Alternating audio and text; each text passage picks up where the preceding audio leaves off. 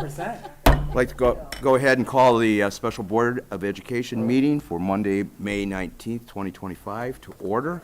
Could I have a roll call, please?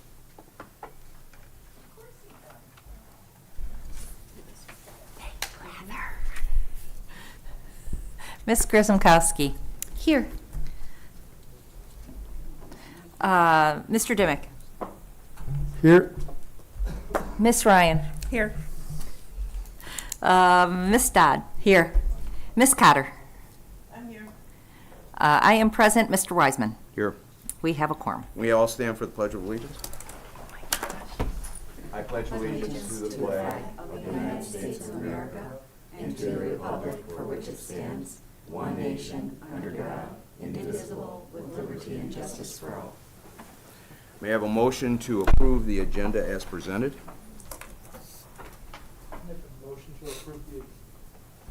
I'll make a motion to approve the agenda as presented. Do I have a second? Sure, I'll second. Motion made by Member Dimick, seconded by Member Ryan.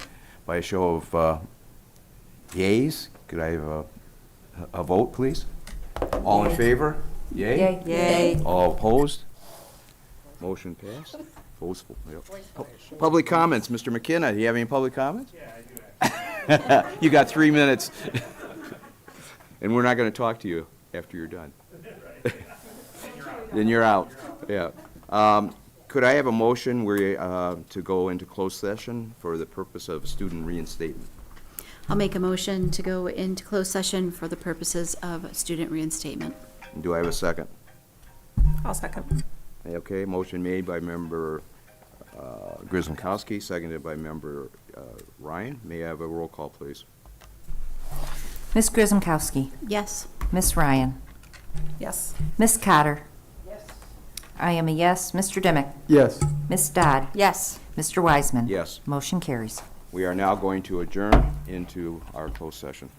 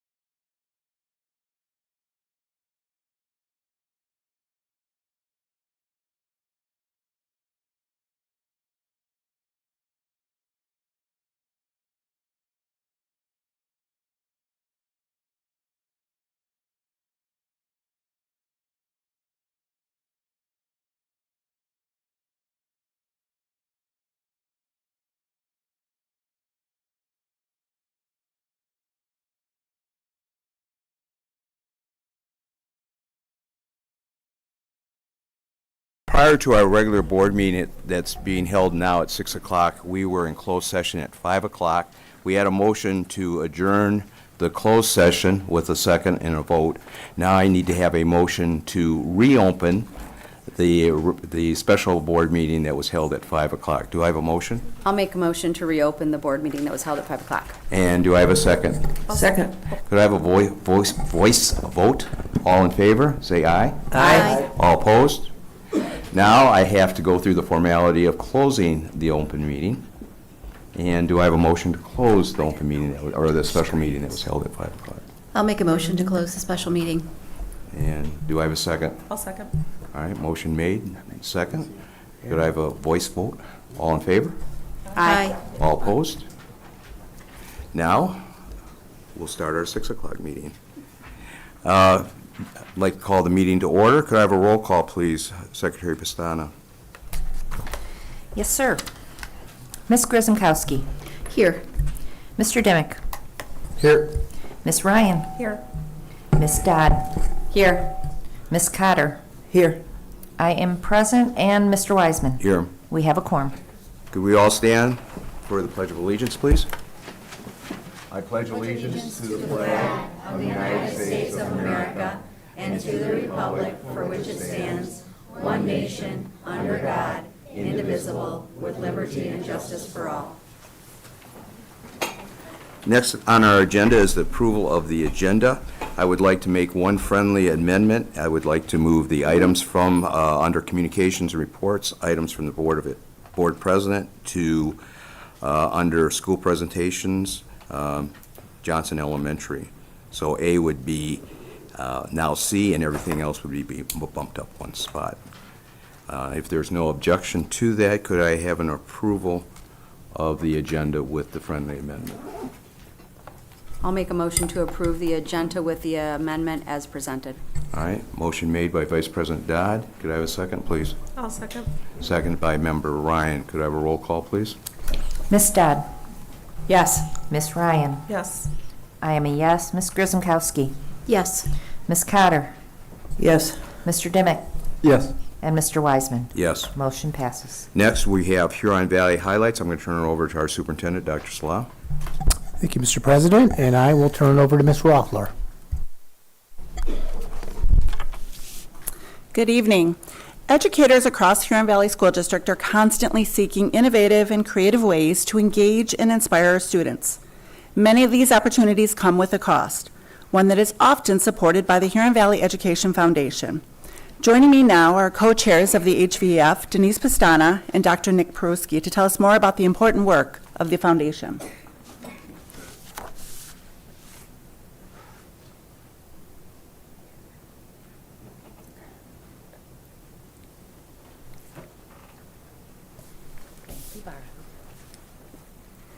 Good evening, everybody. So Nick and I are here to represent the Huron Valley Education Foundation. The foundation was founded in 1996. We have funded approximately 570 grants, which have totaled $600,000 for innovative educational experiences. List of our board members is on the screen, but I will read them off to you. Tricia Campbell, Denise Forrest, Mark Gatesman, Jennifer Hollander, Sharon Keenan, Sherry Miles, Natalie Moore, Sarah Moore, Nick and myself, Dr. Salah, and Mr. Van Gotham. We are strictly a volunteer organization, so all the money that we raise goes directly into the classroom. In 2024-25, we funded 20 grants. They totaled $22,390. We funded them for the elementary, middle, and high schools, as well as Apollo and the Huron Valley Council of the Arts. Our list of elementary grants are on the screen. We funded for Michelle Baker from Apollo, Stacy Rennie from Country Oaks, Ryan Arnold, also from Country Oaks, Kim Soleil from Heritage, Sally Hartz from Highland, Karen Emerson from Highland, Alora Negro from Johnson, the Kurtz Cats from Kurtz, the math coaches at Lakewood, Charlene McEwen at Lakewood, Lori Stewart at Spring Mills, Jill Brower at Spring Mills, and Michelle Huff at Spring Mills. And all of these helped support literacy, physical education programs, STEAM learning, and students with special needs. Our secondary grants were Kristen Blanchard at Muir, Meredith Johnson at Lakeland, Betsy Woodard at Lakeland, Kelly Hemmerling at Milford, Rick Wank at Milford, and Robert Bosk at Milford. And these grants were making learning tangible and visible in math and science, as well as supporting electives, including music and physical education. The community grants that we had was the Huron Valley Council of the Arts, was Arts for Life with Georgia Bingham, and these were opportunities for our students so they could experience live performances and at a variety of grade levels. And we also wanted to mention, while we had the opportunity to do so, our annual golf event is coming up on June 26th at 9 in the morning at Mystic Creek Golf Club. It's a 4-person scramble, and there's more information on our website, hvef.net. And if you have questions, you can direct them to either us or Jeffrey Van Gotham. It was really successful last year, so this is something we're planning on doing on an annual basis moving forward to raise funds to be able to redistribute to our classrooms throughout the district. And with that, if you have any questions, we can answer them. Otherwise, we appreciate the opportunity to recognize all these amazing educators today. Does anyone have any questions or comments?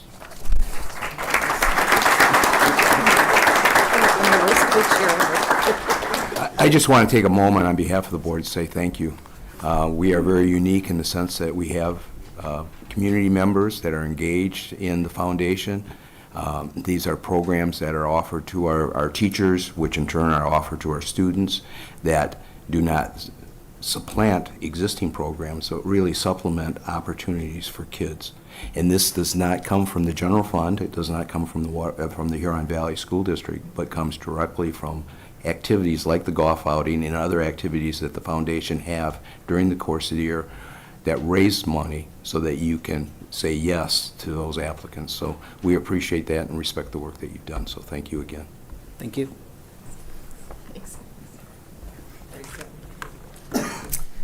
Tonight, we'd also like to take a moment to formally recognize our Huron Valley Schools Teachers and Support Person of the Year. While we had the pleasure of surprising each of them over the last couple of months with the announcements of this prestigious honor, we are proud to celebrate them once again formally tonight at tonight's Board of Education meeting. Please join us in congratulating the following outstanding educators, and if they are here, please stand up. Kimberly Bass, a special education teacher at Harbor High School.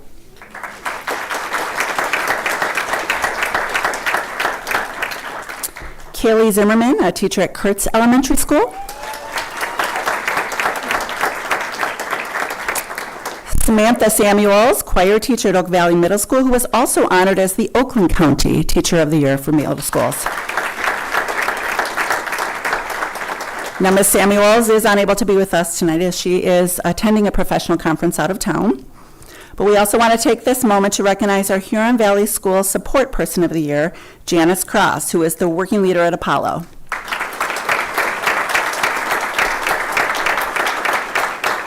Additionally, Janice was also named Oakland County Support Staff Person of the Year as well.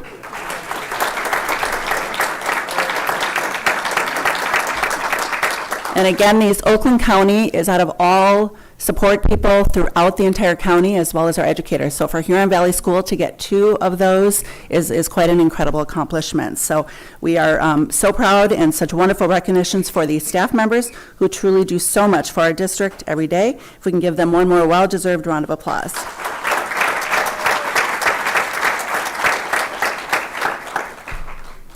And finally, tonight, we want to take a moment to recognize a very special milestone, the 50th anniversary of 2 of our schools, Lakeland High School and Lakewood Elementary, both here on the Bogey Lake campus. Earlier this year, Lakeland celebrated this occasion with a wonderful reception held in February, right before our Hall of Fame basketball game. So tonight, we also wanted to celebrate the proud history and legacy of Lakewood Elementary. Let's take a look. Does it me to believe that we're commemorating Lakewood Elementary's 50th anniversary.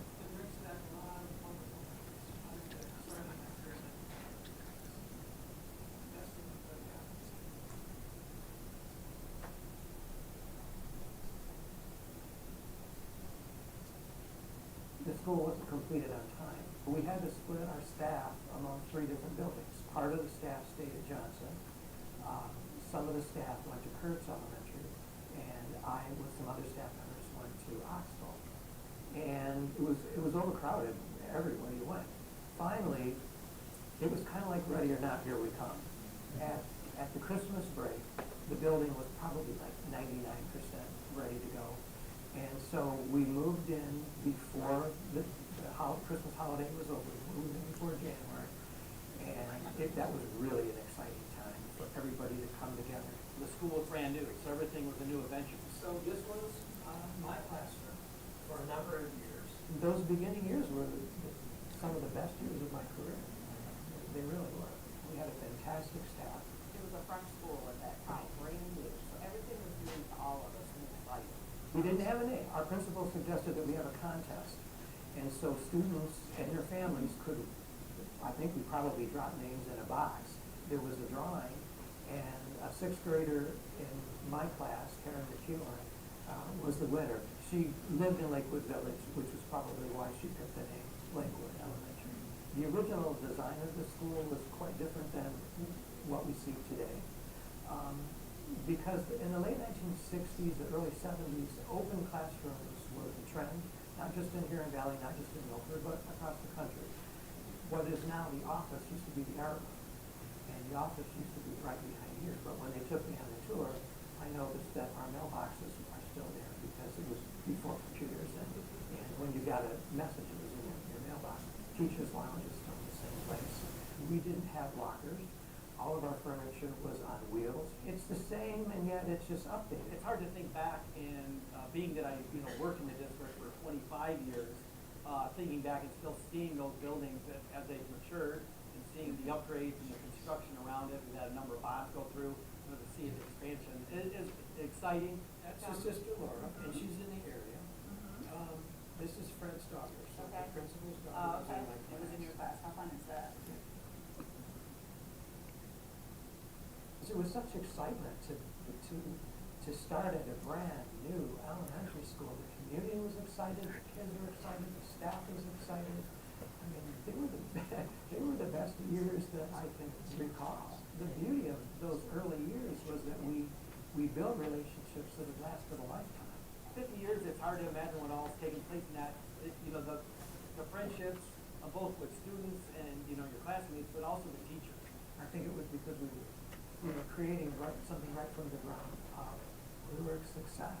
I mean, this school was fantastic. It's a shame that I didn't get more years there before I had to move on to junior high at that time.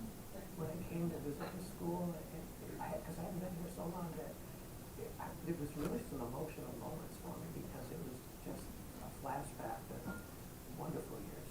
Coming out to Huron Valley Schools was really the best decision, the best professional decision I've ever made in my life. I mean, to start at Lakewood Elementary and be here for 19 years, 19 wonderful years. Huron Valley's always been a great place and always will be.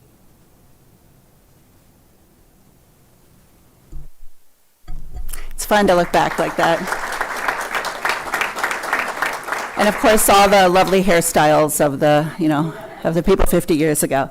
So at this time, if Miss Principal Libby View, Principal of Lakeland High School, and Miss Peden, Principal of Lakewood Elementary, could join me.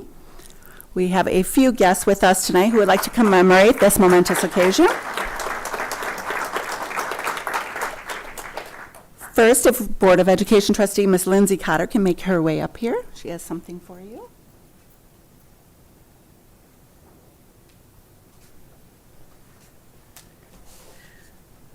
So it's an honor for me.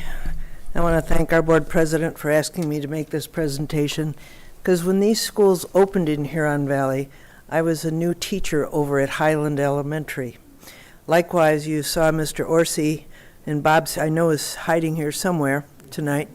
He had a mustache back then. I forgot about that, but You'll notice his hair is about the same color as mine, so we sort of came out of the same years here in Huron Valley. And I want you to know that back then, Bob and the staff that he was working with, their work behind the scenes brought recognition to Lakewood Elementary, the only one here in Huron Valley, and they became a blue ribbon school. So that's just one of the fond memories that I have of both Lakeland at the time and then shortly with Lakeland. But it's my duty here as a board member, I want to share a proclamation that we've received and what I would like to share with the staff and the principal here of Lakewood and Lakeland High School. So, I won't bore you with reading this whole thing, but it's a beautiful proclamation recognizing the importance and the part that Lakeland has played and Lakewood in the development in the years here in Huron Valley. So it's with a great honor I present this proclamation to Lakeland High School, and I now give it to Livy View. Thank you.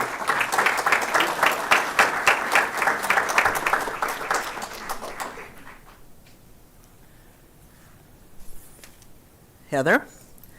On behalf of our Board of Education, I would also like to present to you a proclamation indicating all of the work and the special things that Lakewood has done and contributed here to Huron Valley Schools. Thank you very much.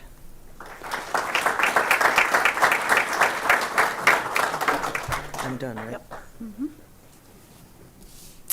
Next, if we could have White Lake Township Supervisor Rick Cole up.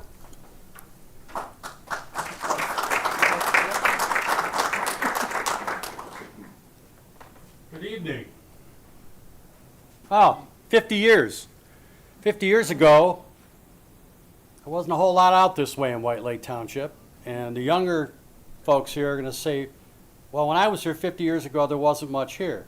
So it's all perspective, point of perspective. But you're fortunate to have a school district that really sees the wealth in its students and its community and tries to make something happen. You know, the partnerships that we've created here at the township to get you fresh water, okay? Little things like that that make a difference and other things. But this is a special tribute, a 50-year tribute. Let it be known that it is a true honor to stand before you tonight as we celebrate a remarkable milestone. 50 years of excellence, tradition, and community at Lakewood Elementary. Since its founding in 1975, Lakewood Elementary has stood out among elementary schools in White Lake Township. It has served as a warm and welcoming place for our youngest residents to begin their educational journey, a place where curiosity is encouraged, friendships are formed, and learning becomes a lifelong love.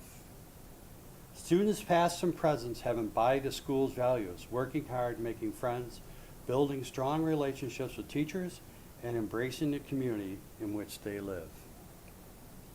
The dedicated teachers, staff, and administrators have gone above and beyond to guide and inspire young minds, helping them stretch their wings and become proud Lakewood Hawks.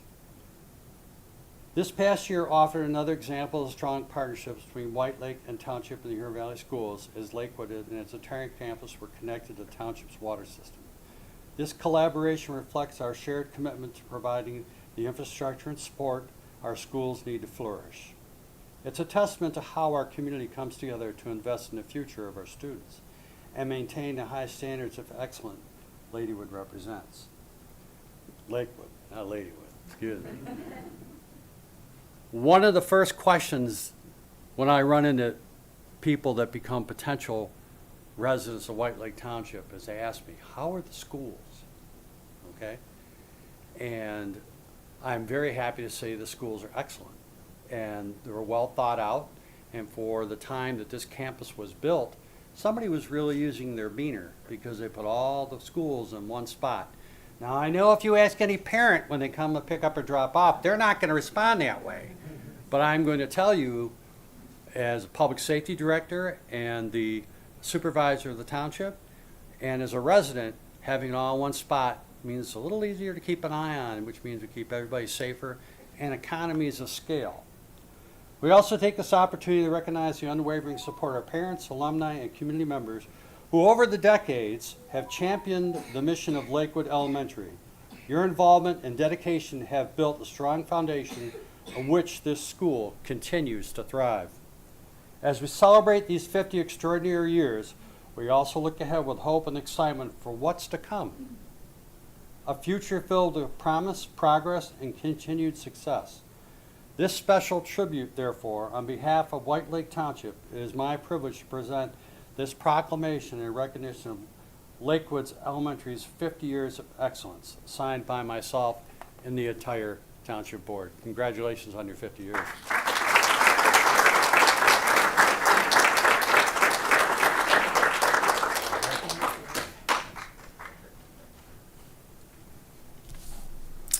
Next, please welcome Mr. Sean Carlson, Deputy Executive of Oakland County.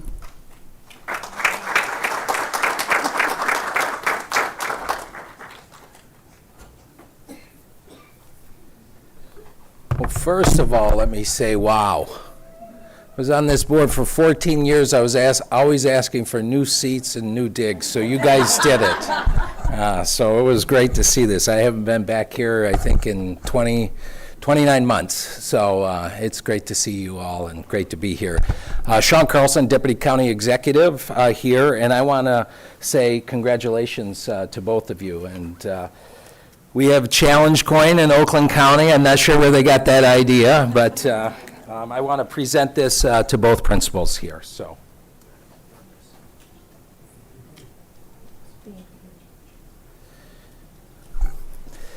The coin says, always moving forward. And if you know anything about school districts, that's exactly what is happening every day, every year. And it's so great to be here. Just wanted to present you this county executive declaration from David Coulter, whereby he's issuing this special proclamation for the 50th anniversary. Whereas Lakeland High School students, alumni, staff, faculty, and volunteers join in celebrating 50 years of academic and athletic excellence. And whereas Lakeland High School boasts of a 97% graduation rate, early college opportunities, honor classes, and career-focused courses. And whereas the home of the Eagles offers 39 varsity sports and has won 5 state titles. And whereas Lakeland High Schools encourages students' personal growth and discovery with 20 clubs and programs. And whereas Olympian Grace Stark and author Steve Hamilton are among Lakeland High School's esteemed alumni. And whereas Lakeland High School reaches a momentous milestone in its mission to connect, empower, and achieve. Now, therefore, let it be known that I, David Coulter, Oakland County Executive, do hereby authorize the issuance of this special proclamation honoring Lakeland High School for leading students for half a century. Congratulations. Congratulations to you too, Lakeland.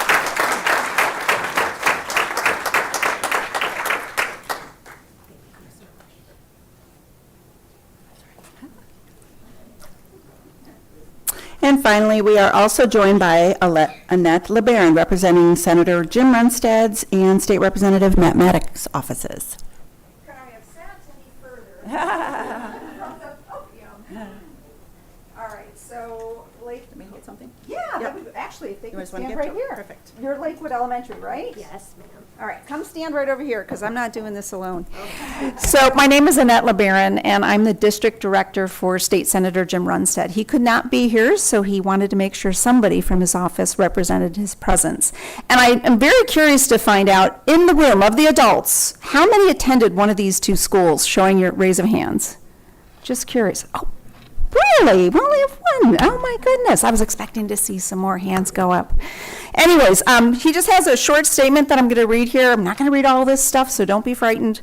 So this year marks a remarkable milestone for Lakewood Elementary and Lakeland High School. 50 years of inspiring minds, building strong character, and creating lasting impact in the lives of students, families, and the White Lake community. Over the past 5 decades, these institutions have been a place where young learners take the next big step in their educational journey.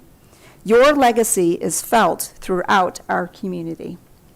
So on behalf of State Senator Jim Runstead, Representative Matt Maddox, and the state of Michigan, Congratulations on 50 years of excellence.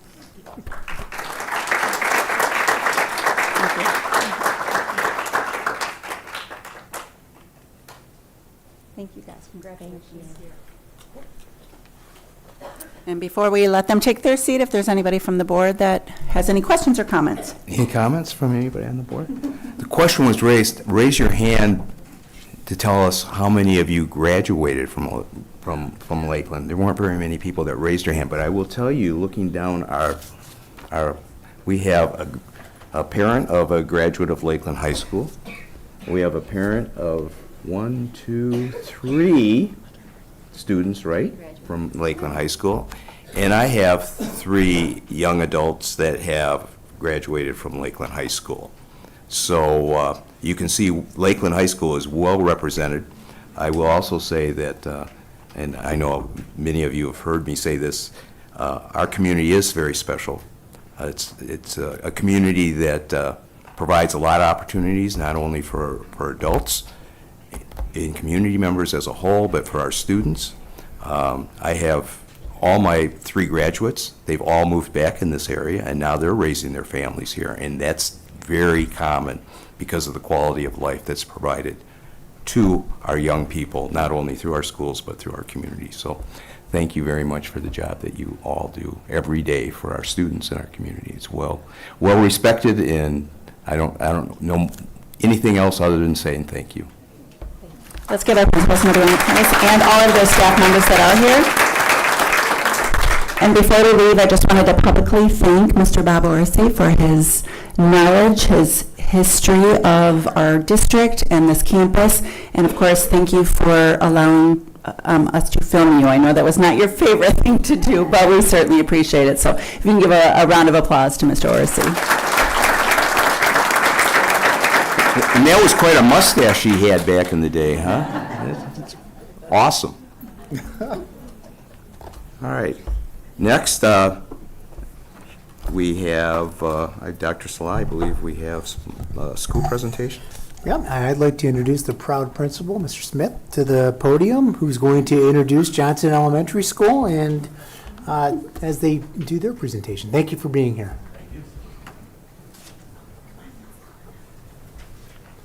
I'm going to ask all of our young friends to come on up too. Oh, thank you.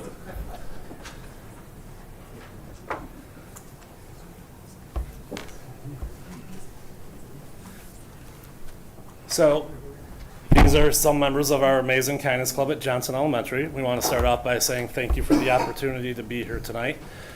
At Johnson, we believe we practice what we preach. Our PBIS system is pride. It's perseverance, respect, integrity, dependability, and empathy. And our Kindness Club is in its 2nd year of existence, and thank you. I'm still on slide 1, that's all right. Oh. Thank you. Our Kindness Club really exemplifies what we do at Johnson. It is a group of children that are special kids that really have embraced who we are and live it every single day. And they are here tonight to help us present what we do. So, go ahead. Mm-hmm. Yep. So our PBIS is Pride. That's a system that we have in each of our schools. We believe in developing the whole child socially and emotionally, and that helps children develop academically as well. So these are just some of our Pride expectations that we have in our school, and our Kindness Club helps promote our Pride across the school with several projects that we do. And I want to introduce our students that we have, but also Miss Anna Moreno, who's our school social worker, and a parent volunteer, Jen Washington, who helped run the club. All right. So thank you. Why don't we take a second, if you each want to say your name. Brody, if you want to start by introducing yourself, just turn to everybody. No? All right. This is Brody. Can you go next? Say, go ahead. Hi, I'm Brody. Okay. And this is Lily. And let's keep going. I'm Audrey. I'm Claire. I'm Abby. Oh, I'm Charlotte. I'm Mariana. I'm Kira. I'm Paige. And again, these are a portion of our Kindness Club members for this year. And so one of the things we put up on the slide, we were talking, Mr. Smith and I, about you know, that it's not, there's health benefits to being kind. So as you might imagine, but they've done research, and so we wanted to cite some of the research on there, and this links are live so that you can go to the study. Over 600 people in this sample group. So whether you just watch somebody being kind, whether you are kind to a stranger, or whether you're kind to somebody in your social circle, it has health benefits, and it was known to help you feel happier. But of course, if you're kind to somebody in your social circle, that's where you get the most kindness there. So last year, Nikki Kamazars and I were brainstorming, and we said we wanted to bring the Kindness Club to Johnson Elementary. So this is the number of kids that turned out last year. And the 4th and 5th graders were the ones who were invited to join. They are the leaders in our school, and we didn't demand anybody join. It was all voluntary. And especially, I was so impressed because meetings are held during recess times. They were once a month. And so these kiddos were willing to give up their recess, which says a lot if you know elementary students. So, and so Lily is going to talk a little bit about activities that we've done in Kindness Club. We've done posters. People have also gone up and done announcements. We've painted rocks, and we've volunteered to do videos shown in lunch, and we've been doing individual messages to thank people for being kind, and we've been doing window decoration. My personal favorite activity in Kindness Club was the posters. We also made puzzle pieces and other tiny posters that we hung up all around. I got to experience what it was like to work with other people. It expanded my learning and will probably help me out one day when I'm older. When I work with my friends, I feel comfortable and safe in my environment, no matter where I am. Thank you, Lily. Nice job. So students are also working in teams, as you can tell from some of those examples. So again, working on being kind with people maybe you're good friends with, but also kind with people that you don't know very much, right? And you can see some of the examples of things we've done. Again, I wanted to thank Mrs. Kamazars, who worked and got this going with me last year. Ms. Grima this year was my student intern, my social work intern from Adana University. So we started it. She kind of took over. And Mrs. Washington, of course, has done a lot. And Mrs. Boland, another parent, and then myself have been working on that. And so again, some more of the happy faces as they work on the activities. You might recognize some of the students on there doing announcements. And Paige is going to share a little bit more about why it's important to have a Kindness Club. I think it's important to have our Kindness Club because it helps our community by getting to know people we haven't known before and making new friends. It helps our school by being more social to each other. Kindness Club helps our school to be kinder to each other. Great, thank you, Paige. And we want to thank Jay for making this wonderful video that we thought we'd share.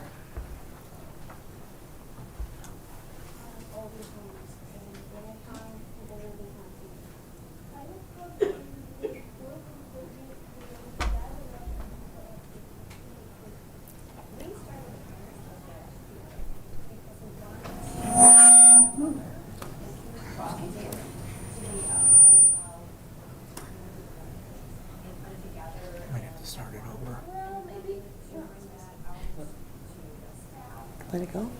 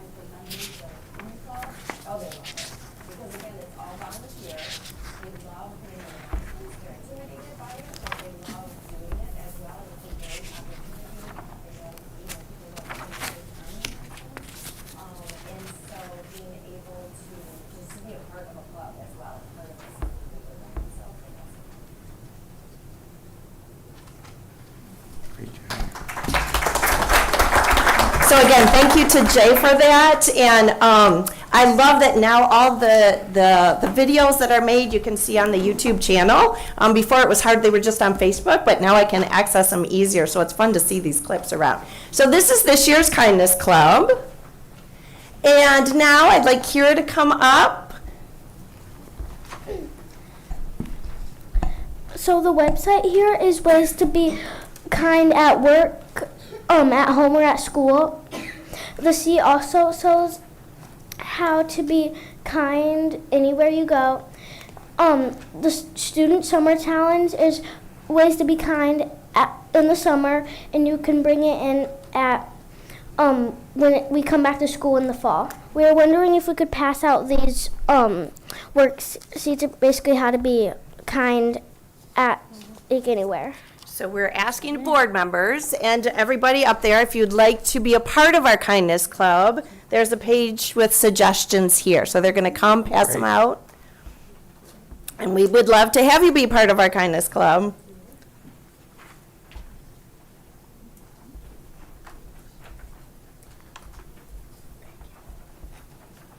Thank you very much. Thank you. So as they pass out these resources, more things that we've done, like the announcements in the morning. It's really cool to have the kids come down a couple times a week and they talk about kindness, what kindness means to them, and they can have their friends hear them on the morning announcements. A little nervous sometimes, but they do fantastic. It makes it a lot more interactive and fun. We've been in contact with representatives from a community group, Highland Kindness Club as well. And we're looking to connect with people in the community and do more things outside of Johnson. So far, we've done so much work in Johnson, and it's amazing, everything you've seen tonight. We want to connect with our Milford and Highland and White Lake and all of our communities as well and see what else we can do out there and continue to grow our Kindness Club in the community. So throughout everything we share tonight, one thing is clear. Kindness isn't just a small act or a feel-good moment. It's the foundation of our strong school community that we have at Johnson. It builds trust, it encourages belonging, and it helps every student feel safe enough to grow, both academically and emotionally. We need to ensure that all of our students feel comfortable, seen, and safe when they walk in our doors, and creating an atmosphere and a culture of kindness helps us do that. So it's truly the soil where confidence, curiosity, and connection take root, making Johnson really, truly a place where all students learn and grow. So thank you for having us tonight. We appreciate it. Thank you. Hold on, Jaguars. Don't go anywhere. Get back here. Get an opportunity to get some pictures. Parents, don't be shy. Come on up. Take pictures if you Do we have like. any questions or And anything we can that's answer? the other part. Pictures are number one. Then questions of the board, comments. Do we have any? Yes, Amy. I absolutely love this program. Kindness is one of those skills that if you learn it young, it will be something that you can exercise your entire life. But make no mistake, you have to exercise kindness all the time. Just like any other muscle, it gets flabby. Don't want to get flabby. Exercise your kindness. So thank you so much for coming tonight. Really appreciate all of your smiling faces. I loved seeing your faces when you saw pictures of yourselves. That was the best part. Thank you. Thank you very much. Yes, Laura. Okay, so on this sheet, it tells me to celebrate someone else's accomplishments. And I am so lucky because we get to do that every time we come in this room. And today I'm proud because we get to celebrate your accomplishments. Taking a recess off every month to stay in and work on being kind is a pretty big sacrifice you're making. And I think it's wonderful that you're doing that to help spread kindness in your school. And I can tell that the kindness you've spread has built a lovely group here, both with your adults who are helping you and with this group too. So keep being kind. We're going to work on doing the same. And thank you for coming here and sharing this with us so we could celebrate your accomplishments. Any other comments? Any other comments? Thank you very much. Appreciate it. I see some familiar faces. I have 2 grandchildren that go to Johnson, and it works. I always say, like Amy talked about, kindness is contagious. And the other thing that we try to live by is treat people the way you'd want to be treated, but just a little bit better. And I think that you display that every day, and every time I've had an opportunity to visit Johnson, I see that, and I see it working. So thank you for sharing your kindness with us tonight. Picture? Granddaughters wanted to come, but they were busy tonight. So, yes. They were afraid that Grandpa would probably embarrass them. Yep. Pictures? Would you like a picture? Sure, that'd be great. Where do you want us? Probably in front of the board and they'll come out. Oh, stand in front. We have enough room.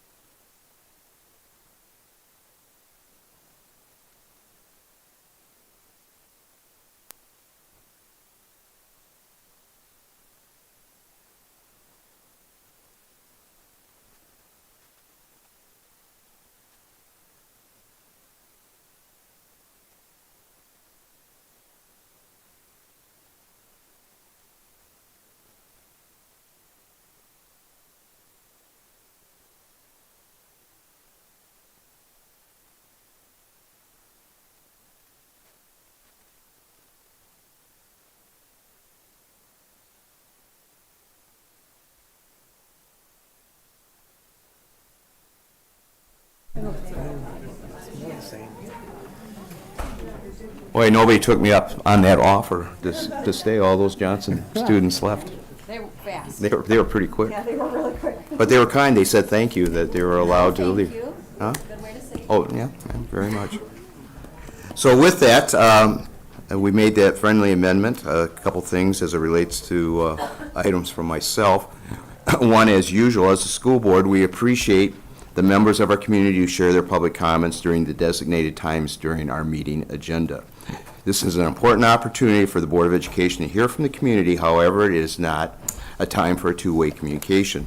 A regular Board of Education meeting is designated for the board to conduct the business of the Huron Valley Schools in open session in accordance with the Open Meeting Act. Comments that require follow-up investigation or communication will be handled by our superintendent or a member of his team. There are two segments in the agenda for public comments in sections 3 and 7, respectively. 15 minutes have been allocated in Section 3 for public comments related to action or voting items or non-action items if time allows. The Board of Education will allocate more than 15 minutes allocated in Section 3 so that all public comments on action or voting items may be heard in Section 3 prior to the board voting on those items. All comments on non-action items will take place during Section 7 of the agenda if not already heard in Section 3. All speakers wishing to address the board must be present, and all individuals will be given an opportunity to speak. Each individual delivering public comments will have 3 minutes to share their communication. Individuals may only speak once and cannot share unused time with another person. A timer will be displayed on the screen so that individuals can monitor their time. Once the 3 minutes have elapsed, a timer will sound indicating that that particular public comment has been concluded, and the microphone will be turned off in preparation for the next speaker. As I said before, the individual must be present to share their public comments. We ask that you share your name, address, and home school district if appropriate. Furthermore, we request that you refrain from name calling. Comments must be related to school business and may not include personal attacks unrelated to school business. If you make such comments, I, as the board president, will, to the extent permitted under the First Amendment, interrupt or end your comment time. If you plan to share public comments, please complete the form in the front of the room here and provide them to Ms. Cadell at the end of the table, and she will share them with me. Thank you in advance for your professionalism and partnership. I have 4 citizens participation forms. They're all on non-action items, and you'll be recognized appropriately. Okay. Other than that, I do have a few few items from myself that I'd like to share. One, we did celebrate our teachers. We celebrated our outstanding staff, but I do want to share, if it's all right with Ms. Pastana, some communication that I just received. And this was from Janice Cross. Janice is not here tonight, but she was honored as our support service. Oh, she's still here? No, she's No, gone. she was here, but this was shared. It says, Mr. Wiseman, I was unsure who to send this to, but if you are able to share with the Board of Education members in the Huron Valley School community, I would ask you to do so. The support that I have received from the community has been a huge blessing on its own. My sincere gratitude for awarding me the Huron Valley Schools Support Staff of the Year, along with the Oakland County Support Staff of the Year. These recognitions are a true honor and mean a great deal to me. I am incredibly grateful for support and believe in the Huron Valley Schools. I am truly humbled and honored to have received these awards and proud to say that I am a part of the Huron Valley Schools. Thank you again for this wonderful opportunity. And that was from Janice to all of us that I received today. So I wanted to share that with you. In addition to that, I want to honor, and we have all kinds of weeks, but this past week, or actually it was the first full week of May, it was Teacher Appreciation Week. And I didn't realize this, but it's a national holiday. All right? It's a national holiday that is celebrated in the United States, which always takes place the first full week of May. And the wonders of the internet, I found some quotes, all right? And they're attributed to a person called Unknown, so I thought that was appropriate. But teaching, these are some quotes. Teaching goes far beyond classroom instruction. You spend countless hours grading, planning, mentoring, attending meetings, and offering guidance because you believe in your students. You don't just teach lessons. You build confidence, spark curiosity, encourage dreams. You make every student feel seen, capable, and worthy of success. Teachers have a huge impact on their students' futures. They equip students with the skills to succeed in life beyond school. For example, critical thinking, problem solving, communication, and collaboration. Finally, students remember their inspiring teachers long after they've left the classroom. They carry the lessons that they learned throughout their lives. And I thought those 4 sentences really capture what a quality teacher is, and so proud of all the wonderful people that we have within Huron Valley. The 3 exact quotes from this person called Unknown regarding teachers. The influence of a good teacher can never be erased. Think about that.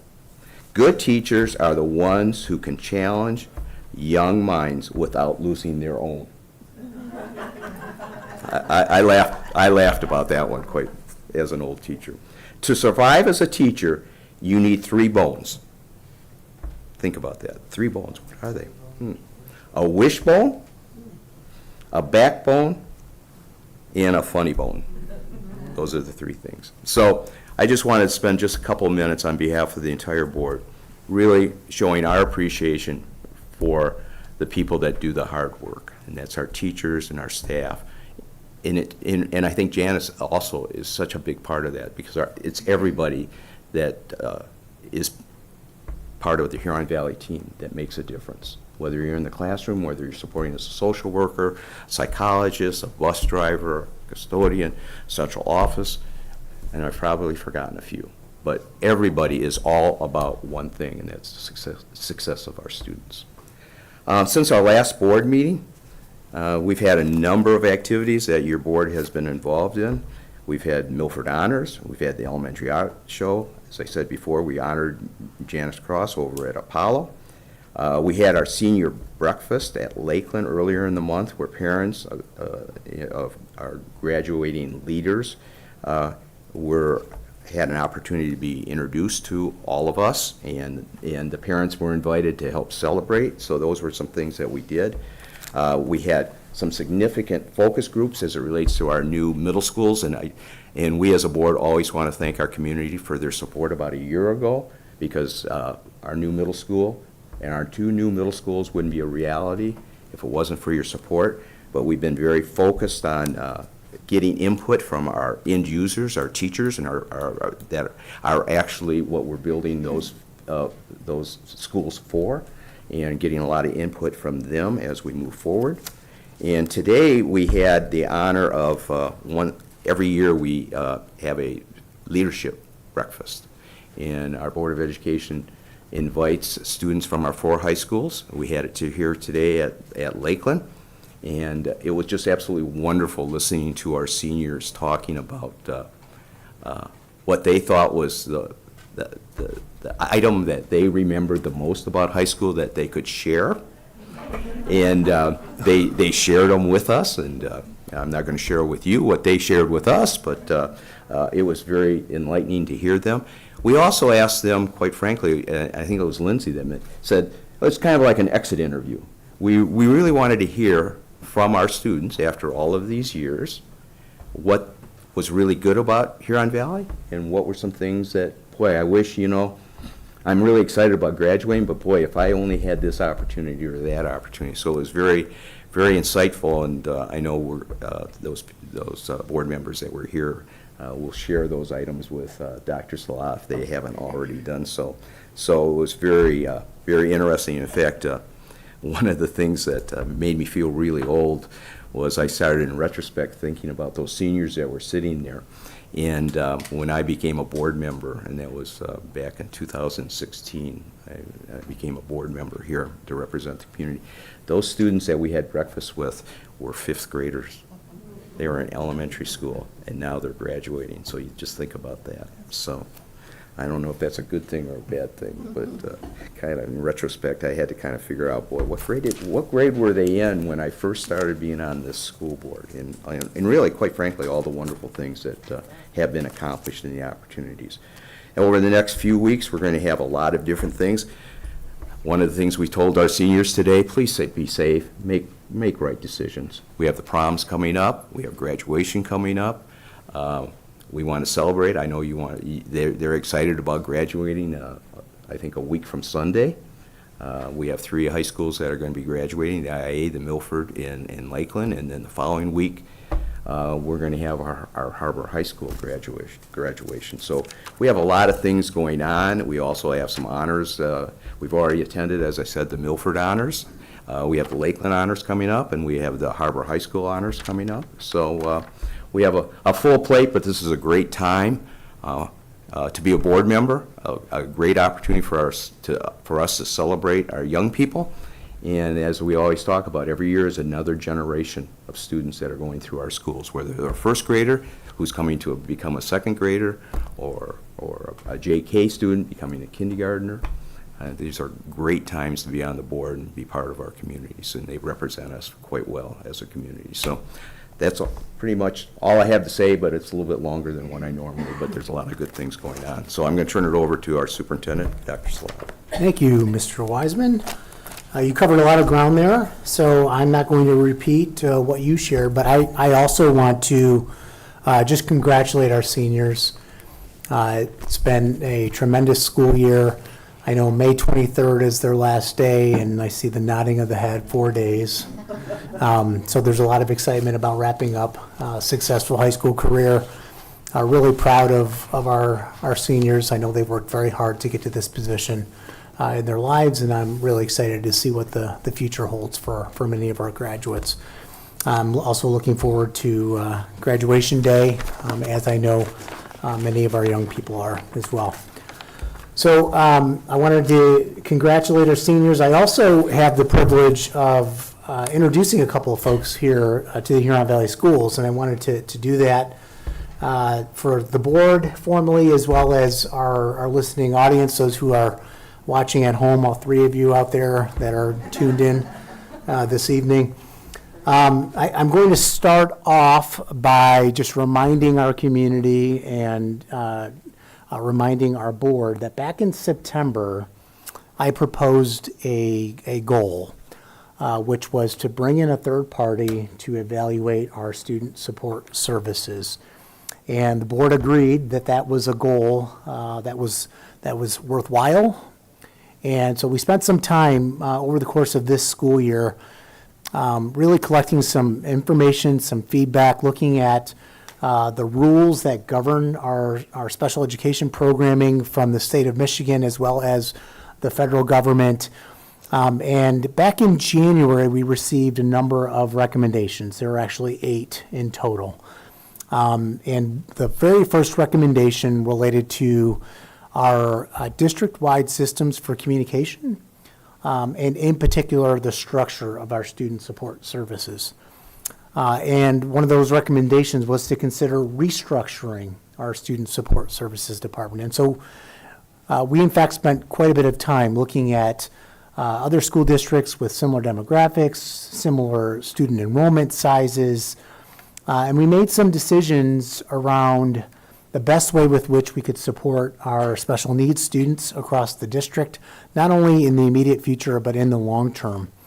And so we spent some time recalibrating and putting some postings out there for a new executive director of student support services, and that's going to be a coat level position, and that will sit over there in the future with our coat team, and an associate director of our student support services position. That's going to be a HVAA position. And one of their first charges moving into next school year is going to be to involve multiple stakeholders in developing a long-term strategic plan designed to support students with special needs for years and years and years to come. I am ecstatic about the future of our student support services department and where we are going to be heading as it relates to this strategic plan. And I'm partly ecstatic because you can't really move a department forward without having what we say is the right people on the bus. And so I'm pleased to introduce 2 individuals this evening that I think are the right people to have on the bus. I'm going to start with the Associate Director of Student Support Services. We offered the position and she graciously accepted the position of Associate Director of Student Support Services, Sarah Fraza. Sarah, you can wave to everyone. Sarah is not a stranger to the Huron Valley Schools. She earned her Bachelor's of Education degree in Special Education with a major in cognitive impairments and a minor in school health education. Sarah went on to earn her master's at Saginaw Valley State University. She further went on to earn her educational specialist degree in educational leadership from Arkansas State University, and she's presently working on her doctorate degree in educational leadership from William Carey University, and she expects to earn that in May of 2026. She's had an interesting road to accomplish that. Sarah also has served in the education space as a teacher at Troy Athens High School, a CAB principal at Starkville High School, which is in Mississippi.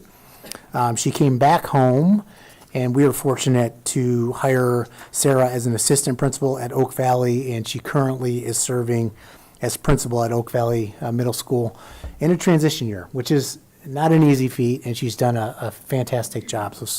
So Sarah, we are so glad that you have applied for and accepted the position of Associate Director of Student Support Services. We know you're going to be a phenomenal asset, and you're going to work really, really well with our new Executive Director, who I'll introduce here in just a moment. So let's give Sarah a nice round of applause.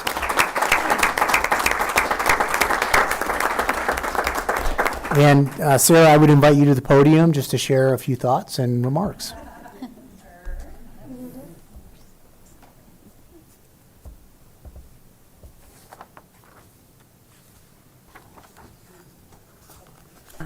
There we go. Thank you so much. This is just a true honor. I started in special ed. It's always been a passion of mine to work with these kiddos and staff members, and I'm just really excited to be able to continue with Huron Valley. It's the best. But also to get to work on this strategic plan to make a true difference for our students and our staff members. Being in administration right now, I hear a lot of chatter about different things that they want and that could be and great ideas, and I'm just really excited that I get to be a part of that change and hopefully take us in a new direction. So thank you so much, everyone. Thank you, Sarah.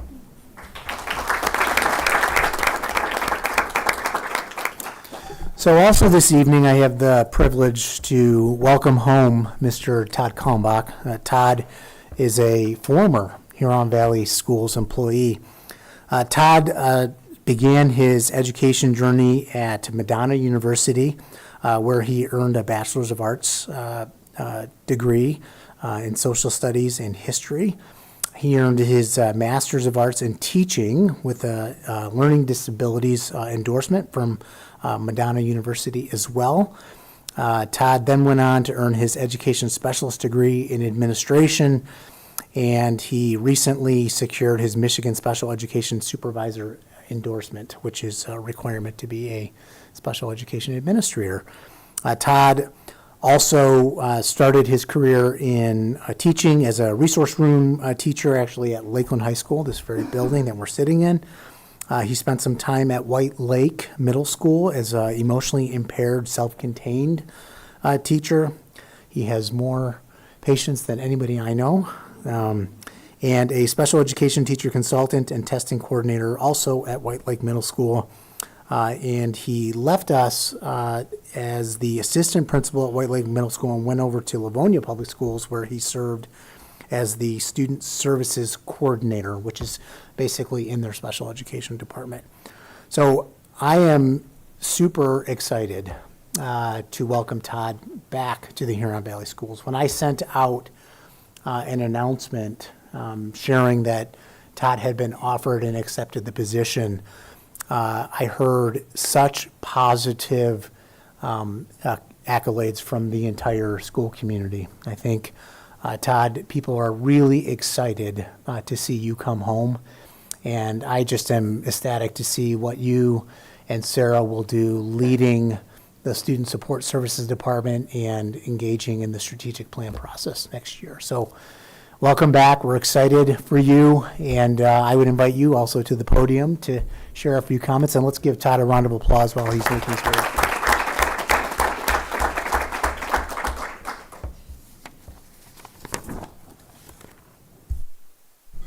All right, thank you.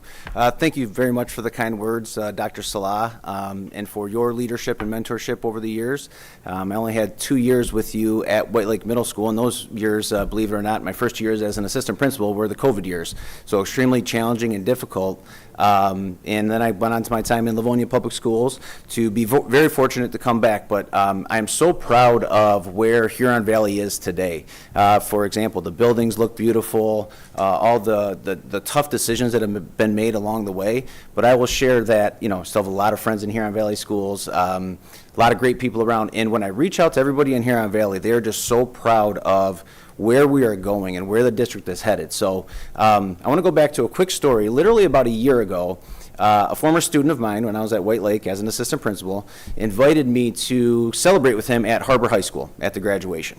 And I went, and I was, looking forward to going, and truth is, I was shocked this student invited me back based on some of the interactions we had had, but he did, and I graciously went, and I was so proud of him that he graduated. But I remember getting there a few minutes early and driving up, it was at Milford High School, and driving down that path that used to be gravel, and now it's paved and it's beautiful, and sitting there, and I kind of had this pit in my stomach, and I didn't know why, and I couldn't really figure it out.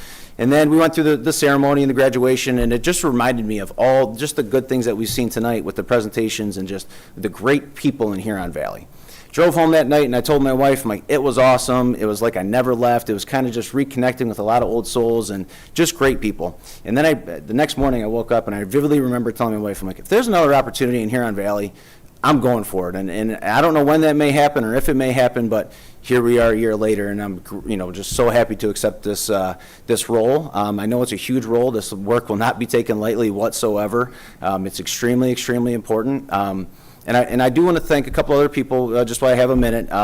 2 people in the crowd. There's so many people I could thank that have helped me get to this point, but Julie Kahn hired me 17 years ago. In this space that we're standing at right now, I literally think the table I was at was right here. These were old little offices back here in the principal's office, so it's just kind of ironic that I'm standing here right now in this spot. But Julie took a chance on me. I didn't even have a special ed cert at that time. We were under the critical shortage, which we still are. It kind of ebbs and flows. So, thank you for your mentorship and leadership along the way, because without you taking a chance with me, there's not a chance I would be here right now. I might have gone a different route in my career, because back in 2007, it was really, really difficult to get a teaching job, and I just was very fortunate not only to get a job, but to get a job in Huron Valley.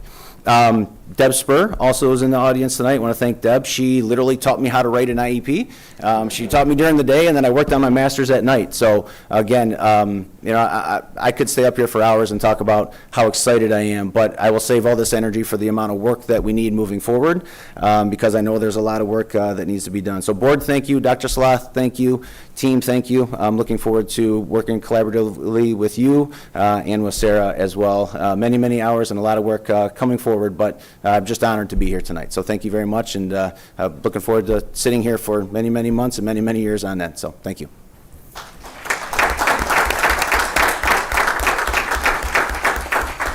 Thank you, Mr. Kalmbach, and thank you, Ms. Fraza. That concludes my comments this evening, Mr. President. Thank you. Thank you very much. Student leadership, Denise, being the chair of TLT, which has student leadership, I don't believe there is anyone tonight. We had our leadership breakfast this morning, so I think right. we wore them out with the questions that were asked at that time. Nothing tonight, All right, Mr. thank you. Wiseman. Next, we have association communications. Jennifer?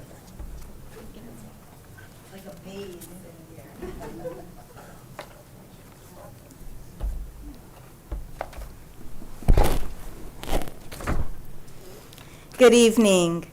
This is an exciting night at the board meeting as we recognized our Huron Valley Education Foundation grant winners.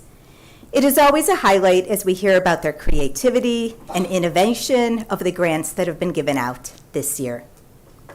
Many of the grant winners shared their thoughts with me, and a common theme was appreciation of all the funds that are provided by the HVEF to support these grants. Our educators talked frequently about how the grants will give their students new opportunities that they would never have been available without the support of HVEF. Also, many of the grant winners have positions within their school that impact more than one classroom. So hundreds of students across their school and across the district will be positively impacted.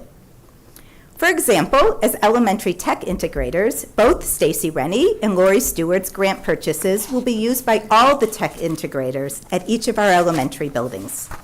Ms. Rennie states, "My teammates and I can't wait to witness the positive effects that this will have in our classrooms and the excitement that it will bring to our students' education." Similarly, Rick Wank, Ryan Arnold, and Jill Brower are PE teachers in the district. Their grants will likewise impact thousands of our HVS students. 2 of these grant purchases will give our students the opportunity to develop new skills which are designed to be used throughout the lifetime to encourage a healthy, active lifestyle. Mr. Arnold's grant purchase was not only to increase physical activity, but he stressed to me that it has the added value of developing life skills in cooperation and problem solving. All of these HVF grants give our students new opportunities to stretch their thinking and stretch their skills. Whether it's in a small categorical special education room, or an AP calculus class, or in band, our students now have opportunities that they would not have otherwise had. These grants spark excitement. These grants spark engagement and enthusiasm. These grants spark participation and a positive learning environment. These grants may just be the spark for an individual learner to form a deeper connection to their school, increase their academic growth, and find success as lifelong learners. Thank you. Thank you for your comments. Next, we have board correspondence. Is there any additional board correspondence, Secretary Pastano? None tonight. Treasury's report, Treasurer Grzymkowski. I would just say that this evening we're bringing the budget to the board, and I appreciate the work that Mr. Van Gotham and Ms. Kerrigan and their group have done. This is a delicate balancing act this year. There's a lot of unknowns, and there's a little bit of magic that happens in our finance department, and I appreciate the fact that when they approach this budget this year, it has been done with a great deal of sensitivity, and I just want to say thank you. You never really look forward to budgets because that means there's a constraint. I prefer budgets that are just free-flowing, but we don't have that. But I just appreciate the work that you do. It is not insignificant. It is really difficult. And if you had all the pieces and parts, it'd be fantastic. But we don't. There's a lot of unknowns. So thank you for the work that you do. Thank you for your comments, Treasurer Grzymkowski. Next, we have reports from board committee. I think it's important to note that a lot of the work that's done by this board is not done on what you see tonight. It's done in various committees, and we spend a great deal of time talking in great detail as it relates to these. It's an advisory type function. There is no votes that are taken, but it's information that's provided to the rest of the board so that we all have that same information so that we can focus in those various groups on certain areas, and then it's communicated to the rest of the board so that we can make very informed, appropriate decisions. So with that, the first report is the Executive Committee. The Executive Committee is made up of myself, along with Vice President Dodd and Secretary Pastana. And all three of them were in attendance, along with Dr. Slaw, Mr. Lindberg, Connie Gilbert, Christine Chastain, Linda Nemeth, Jeffrey Van Gothen, and Heather Cadell. No one was absent, and there were no public comments. The items that were discussed were the board meeting that's in front of us today. There was nothing to report under safety and security. Ongoing HVS, which is an acronym in itself, Huron Valley Schools acronym glossary that we're preparing, and it's been provided to us because anybody that's a newbie and a new person in the school district have to learn the lingo as it relates to Huron Valley, and we have a variety of acronyms, so we've added some since you've left, Todd, and have come back, so you'll want to take a look at that glossary so you know what's going on. So we had a long conversation about that. Class size is also a very important item, and Dr. Salah shared with us class size updates, specifically in the area of junior kindergarten and kindergarten. It's early. Those numbers fluctuate a great deal for the 25-26 year, and he shared with us that while it is still early, there is a process that we follow as it relates to making certain that our class sizes are appropriate and will be followed throughout the summer. Mr. Van Gothen, the wizard, provided us a budget update along with his staff as it relates to the 25-26 budget, and look forward to hearing from you because it really reflects what our priorities and what our goals are for the year. Health curriculum, a great discussion was held with the instructional leadership team as it related to the proposed updates and implementation for the elementary health curriculum, which will be presented at the June 2nd board meeting. We also had shared with us the cell phone survey results that were provided throughout the district. Actually, the survey was requested, and we received 2,726 total responses from staff, students, and families. Common themes that were emerged and were shared, including a discussion of perceived benefits and challenges.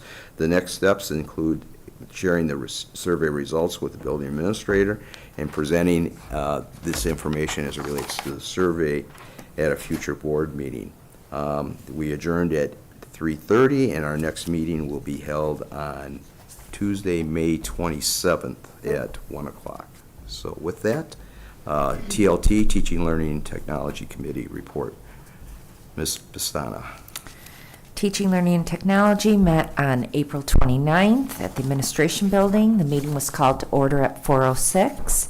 Present were myself, Mr. Dimick, Ms. Cotter, Mr. Tavernier, Dr. Salah, Mr. Lindberg, Ms. Bjorkman, Ms. Thompson, Dr. Nemeth, Ms. Horwitz, Mr. Miller, Ms. Gilbert, and Ms. Chastain. No one was absent. There was no public comment. We had no unfinished business. So under new business, we had Huron Valley United Hockey Team. Due to decreasing participation, Mr. Miller shared a proposal to create a Huron Valley United Hockey Team, combining the teams from both Milford and Lakeland. The Lakeland coach will lead the new United team, and many surrounding districts have also created United programs for ice hockey. Huron Valley currently has United programming for marching band, gymnastics, swim, lacrosse, figure skating, and field hockey. And the committee was in support of this. Then we talked about the iReady benchmark and personalized learning. Dr. Nemeth provided an update on the district's benchmark assessment program. Currently, the district uses iReady for reading and math assessment and instruction for grades 1 through 6. Due to other instructional reading programs the district is implementing, she is proposing to remove the iReady reading instructional portion for grades 1 through 5 and expand the math and reading assessment portions to include students in grades 7 and 8, as well as instructional time for students in specific middle school courses. We also discussed the health curriculum update. Ms. Chastain and Ms. Gilbert gave the committee an update on the piloted Michigan model for health curriculum. The Sex Education Advisory Committee, or SEAC, has reviewed and approved the new materials to be implemented in the 25-26 school year that accompany this updated curriculum. This item will appear as new business tonight. Our standing agenda items, strategic plan updates. Mr. Tavernier shared that the middle school orientation for students transitioning as part of the redistricting will be on May 13th. We had no safety and security updates, and we did not have student leadership at that time. The other item we had was the MCL 380.1502 extracurricular activities. So Mr. Lindberg shared information requirements for physical education waivers as outlined.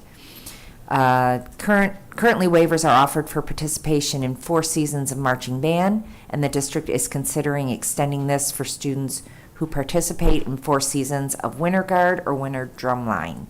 The committee supported this proposed extension. We adjourned at 5:19, and our next meeting is tomorrow at 4 o'clock at Administration Building. Thank you very much, Chairperson Pastana. Next, Finance and Operations, Treasurer Grzymkowski.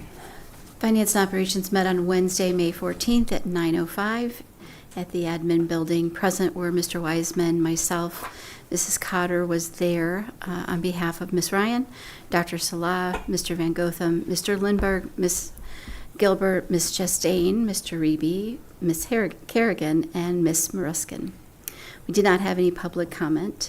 We do not have anything on the consent agenda this evening.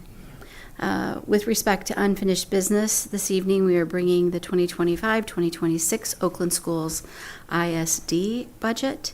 We have not had any further questions regarding the budget, and again, that is on tonight's agenda. New business is the 2025-2026 budget work session.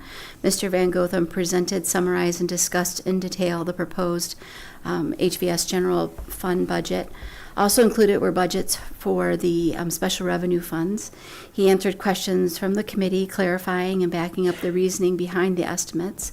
The budget is still an estimate, as the state has not determined the foundation allowance for schools for fiscal year 25-26, and the pupil count used to determine the foundation allowance revenue will not be determined until October of 2025. However, the board is required to approve a balanced budget by June 30th, and we plan to move forward with the budget approval on June 2nd. We also have bid pack 15, the asbestos abatement at Milford High School in the new administrative area. The committee reviewed the recommendation letter from Nova Environmental, the district's asbestos consultant, for total environmental services contract in the amount of $28,900 with an additional 12% contingency to bring the total award amount to $32,368. This project is funded from the 2023 Capital Projects Fund. The administration will seek approval on June 2nd. We did talk through a few safety and security updates, including Dr. Salah's report from Fortis Group evaluations, which are ongoing across the district. That final report will be shared with the board upon completion. In addition, Mr. Van Gotham shared bond construction updates on Lakeland High School, Milford High School, and Walled Lake Middle School. We also discussed the administrative building relocation update. The bid pack 15 Huron Valley Schools administrative building relocation bid documents are posted with a due date of June 2nd. The committee met on May 15th to review the revised furniture plans and selections along with selecting furniture finishes. The middle school steering committee update was given. We had focus groups that took place on May 15th, 16th, and again tomorrow, the 20th. Final steering committee meeting will be on Monday, June 9th at Milford High School in the LGI. Health curriculum update, Mr. Lindberg, Ms. Gilbert, and Ms. Chastain provided an overview of the proposed updates in the implementation plan for the elementary health curriculum, which will be presented at the June 2nd board meeting. We looked at the 430 general fund budget to actual, and there were no real concerns. For future discussion items, as federal or state decisions come out regarding budget, it will be communicated with the board. Meeting adjourned at 10:47 a.m. Our next meeting is May 28th at 8 a.m.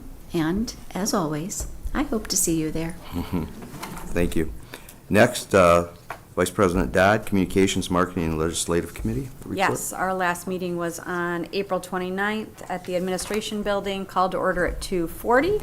Present were myself, Ms. Cotter, Ms. Grzymkowski, Ms. Rothler, Dr. Salah, and Ms. Willis. It was Ms. Willis's last meeting as she has a new opportunity, so we wished her well as she was leaving. We had no public comment on our regular agenda. We talked about safety, emergency operating procedures, communications. Let the committee know that all the emergency operating procedures are being redone for every building, freshen them up, making them easier to use. Security and safety assessments. Communication let the committee know that safety assessments are scheduled and will be done by Fortis Group. We talked about visitor protocol stations. Communications let the committee know that visitor protocol stations will be put back in place at all the buildings for the start of the 25-26 school years at the cost of the district, not the individual buildings. SRP, which stands for Safety Response Protocol Changes. Communications went over these safety response protocol changes with the committee. This will be the same verbiage throughout the state for the 26-27 school year. Next, we discussed staff retirement recognitions. Communications confirmed with the committee that the retiring HVS employees will be honored at the June 2 Board of Education meeting. Next, we discussed the 50th anniversary celebration of Lakewood and Lakeland. We were updated on the Lakewood Elementary and Lakeland proclamations, which we saw tonight. Committee suggested that a digital banner is made for the Bogey Lake campus entrance. Next, we discussed school-age care, marketing communications. The committee was updated on previous marketing efforts to help educate parents about the availability of school-aged care and the need for them to sign up well in advance. Committee suggested the following: school-age care marketing campaign, looking into what buildings with school-age care are doing to attract families, if anything, and see if the PTAs are involved.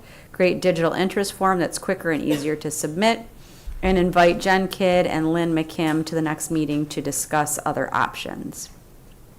Next, we talked about junior kindergarten and kindergarten campaign. Committee discussed JK and kindergarten enrollment numbers for 25-26 school year and the marketing efforts to make sure every family knows that JK and kindergarten are available. Next, we just discussed the Report, Don't Repost campaign, which was started earlier this fall. The committee asked how okay to say report numbers looked since the start of the Report, Don't Post campaign. Communications has seen a decrease in issues and concerns. So the big reason for the Report, Don't Repost campaign was to get people really to reach out to the school instead of just reposting things on social media and having them swirl, but actually going to the source. And that has been a very active and helpful campaign for us. Thank you to the communications team for all your work there. Next, we talked about analytics on social websites. Committee reviewed analytics for social media and the website. Legislative communication was our last topic. Dr. Salah informed the committee that the state budget was released today, and we went over the education portion of the budget. Lots more to go as it relates to budget. Ms. Grisomkowski just had a lovely summary on that. We adjourned at 3:45. The next meeting will be tomorrow. No, Tuesday, yes, that's tomorrow. Tuesday, May 20th at 2:30 p.m. at the Administration Building. Thank you very much. Next on the agenda is public comments. This is a time that's reserved for action items. And I do not see any citizen participation forms for action items, but I do have 4 for non-action items that I will recognize at this time. Just as a reminder, your school board absolutely appreciates the members of our community who share their public comments during this time. It's important for us to hear, but it's also an important time for us to listen, and it's not a time for a two-way conversation. It's really an opportunity for you to talk during the 3 minutes that are allocated. Comments that require follow-up or investigation will be given to our superintendent, who will address them or turn them over to a member of his team. Comments must be related to school business and may not include personal attacks unrelated to school business. If you make such comments, I, as board president, as far as the First Amendment will allow, will interrupt or end your comment time. So that being said, as I said, I have 4 items. They're on non-action items tonight, but I'm going to go ahead and recognize them in Section 3 as opposed to Section 7. First is Erica, and the next would be Richard. So, Erica, if you could come to the podium, please.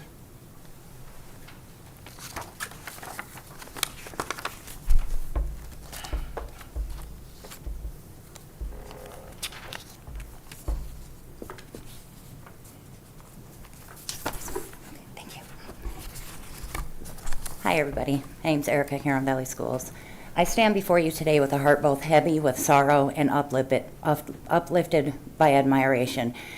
I am here to acknowledge the profound courage of the young women, young girls, who have bravely stepped forward to confront the individual who violated their trust and shattered their innocence, an individual who was permitted access to our schools, enabling his reprehensible actions to persist. It is a grievous failing that our educational institutions entrusted with the safety and well-being of our children have allowed such a predator to walk their halls unchallenged.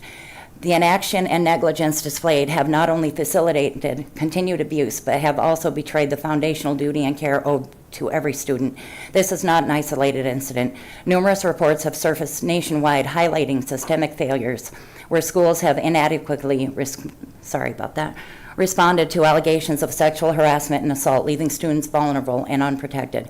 Yet amidst this darkness, the resilience and strength of these young girls shined as a beacon of hope and change. By confronting their abuser, they are not only seeking justice for themselves, but are also paving the way for others who live in fear and silence.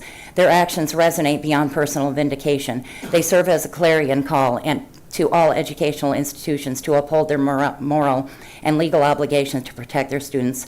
These survivors are reclaiming their lives, demonstrating an indomitable spirit that refuses to be defined by the atrocities inflicted upon them. Their bravery underscores a vital truth that confronting evil, no matter how daunting, is a transformative act that empowers not only the individual, but also fortifies the collective resolve of our community. To the young girls who have come forward, your courage is monumental. You are the embodiment of strength and resilience. Your actions are instrumental in fostering a safer environment for all students, ensuring that no other child endures what you have suffered. You are not alone. Your community stands with you, and most of them do.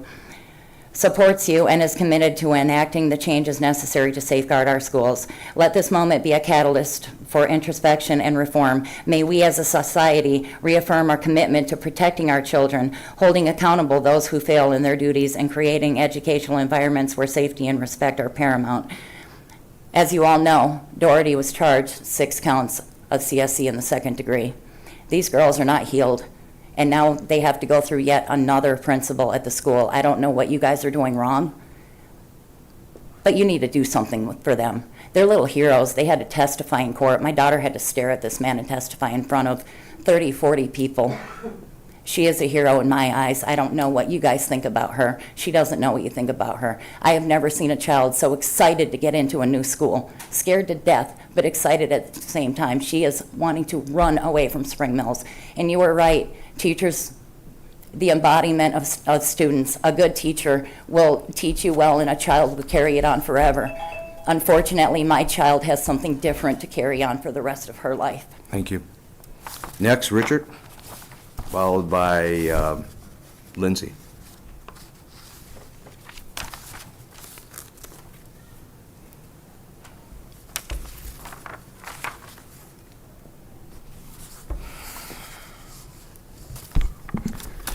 Hi, my name's Richard, HVS parent.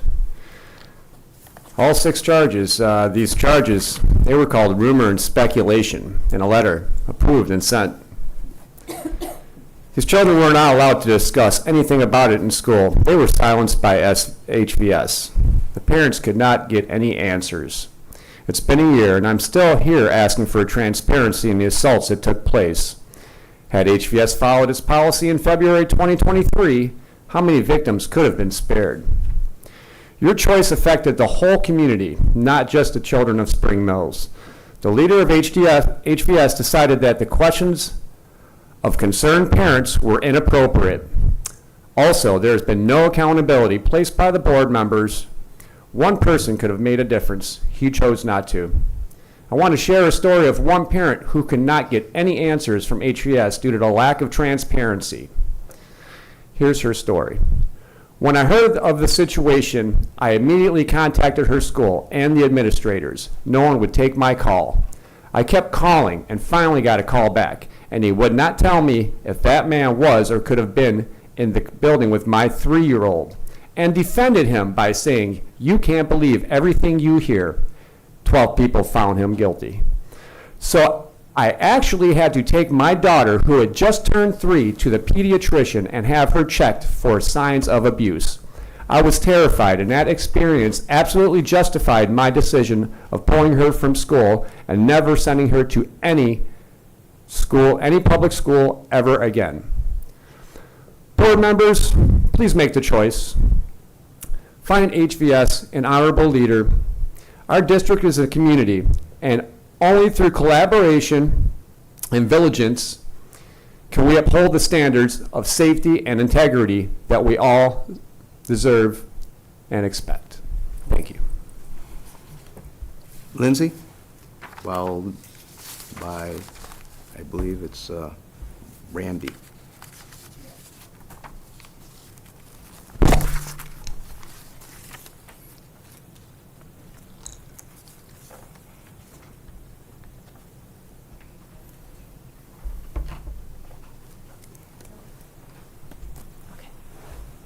Thank you for speaking, guys. I was here last year speaking on that, but today a different topic. Good evening, members of the school board. My name is Lindsay Tobin. I am a parent with 3 children in the district. I was a head coach with the HV United Volleyball organization this past season. I also have an active CRC form on file. It is my understanding that the motto of Huron Valley School District is inspiring and building futures one student at a time. I stand before you today to address an issue that affects the educational experience of a remarkable young girl, my patient, Annabelle Marsh. Annabelle is a bright and determined 7-year-old who, as a ventilator-dependent quadriplegic, deserves the same opportunities as any other student in our district. Yet she faces undue barriers that jeopardize her education and overall well-being. The Huron Valley School District currently has a policy that prevents Annabelle's private duty nurses, like myself, from accompanying her to school. It only utilizes a third-party nursing agency contracted with the school. This policy does not merely undermine her continuity of care, it impacts her quality of life. Annabelle is not just another student. Her case is unique and requires specialized care from the nurses she knows and trusts. These caregivers are not just staff, they are her lifeline, her advocates, and essential to her daily existence. During a meeting that I attended with school officials in December of 2023, I advocated for the importance of continuity of care in Annabelle's life, as she is a rare case. Paralyzed from the neck down and ventilator dependent due to an auto injury when she was 3, she requires 24/7 specialized care. I worked in pediatric intensive care for 8 years. Annabelle is a complex case, and knowing her red flags is essential. Red flags a nurse cannot learn in a couple days of training. I was met with the sentiment that children do not get to choose their nurses, much like they do not choose their teachers. I questioned the school official and asked if the school district dictates who her medical team is, or the medical team of any able-bodied children in the district. I asked how we amend the policy or adjust it for a case like Annabelle. I was told to stop throwing darts. I was advocating for the continuity of care for my patient, not throwing darts. Evidence-based research proves continuity of care is an essential aspect to the well-being of a medically complex child. Studies show that consistent care from familiar caregivers reduces medical complications and improves overall health outcomes. By allowing Annabelle to bring her private duty nurses to school, you not only enhance her educational experience, but you also ensure her health and safety. Imagine for a moment what a day in Annabelle's life looks like. If she falls ill at school, who cares for her? If there's a snow day, how will she receive the 24/7 nursing care she requires? There's no backup in private duty care. I have lots more to say. Thank you. So we'll talk after. Next, Brandy.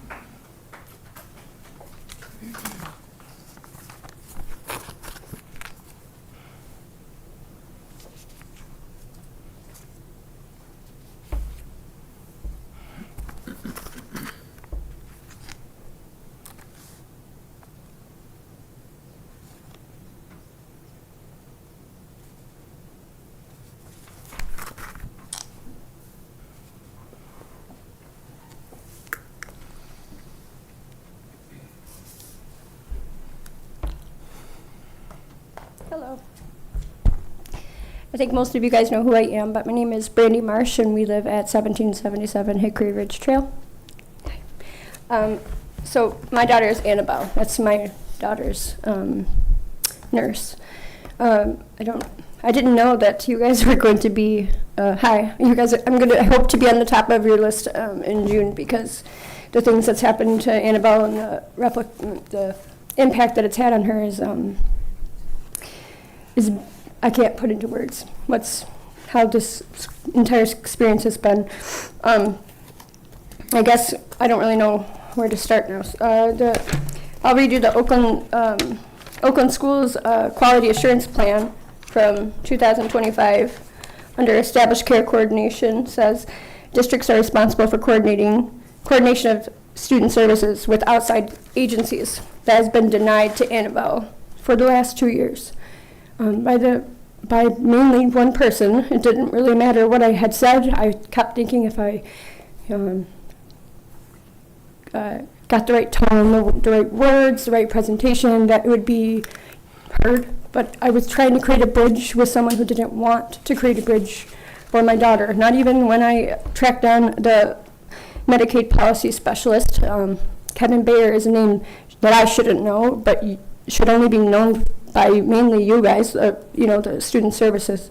But I bet if and hopefully when you guys contact him, he'll know my family and he'll know Annabelle. It's not just me that's contacted him. Oakland Schools has, just the disabilities, Michigan disabilities rights people have. And I kept getting the same answer from everyone, that they can't make a door open in a school district. They can't make a district do the way they want to run their district is the way they want to run their district. But I'll read you what Kevin Bayer sent to me on July of 2024. we have many students that receive services both in school and out of school through outside providers. The requirement for school service providers is to coordinate with outside providers to ensure the best possible care for the child, to ensure that there's no gaps or duplication of services. And it's amazing to me that I literally, just because my IEP seemingly was rushed, even though I asked, can I please wait and honor the decision that the district made in removing that position and having new people in that position, because I was clearly not getting anywhere with this, with how it was with that person, I guess I should say. But anyway, they said no, and that I had to have my IEP meeting either way, and that she was going to be there, and it's a shame to see. Okay, that's fine. Thank you. Thank you. Next on the agenda after public comments is consent agenda. We have 3 exhibits, A1 through A3. May I have a motion to approve the consent agenda as presented?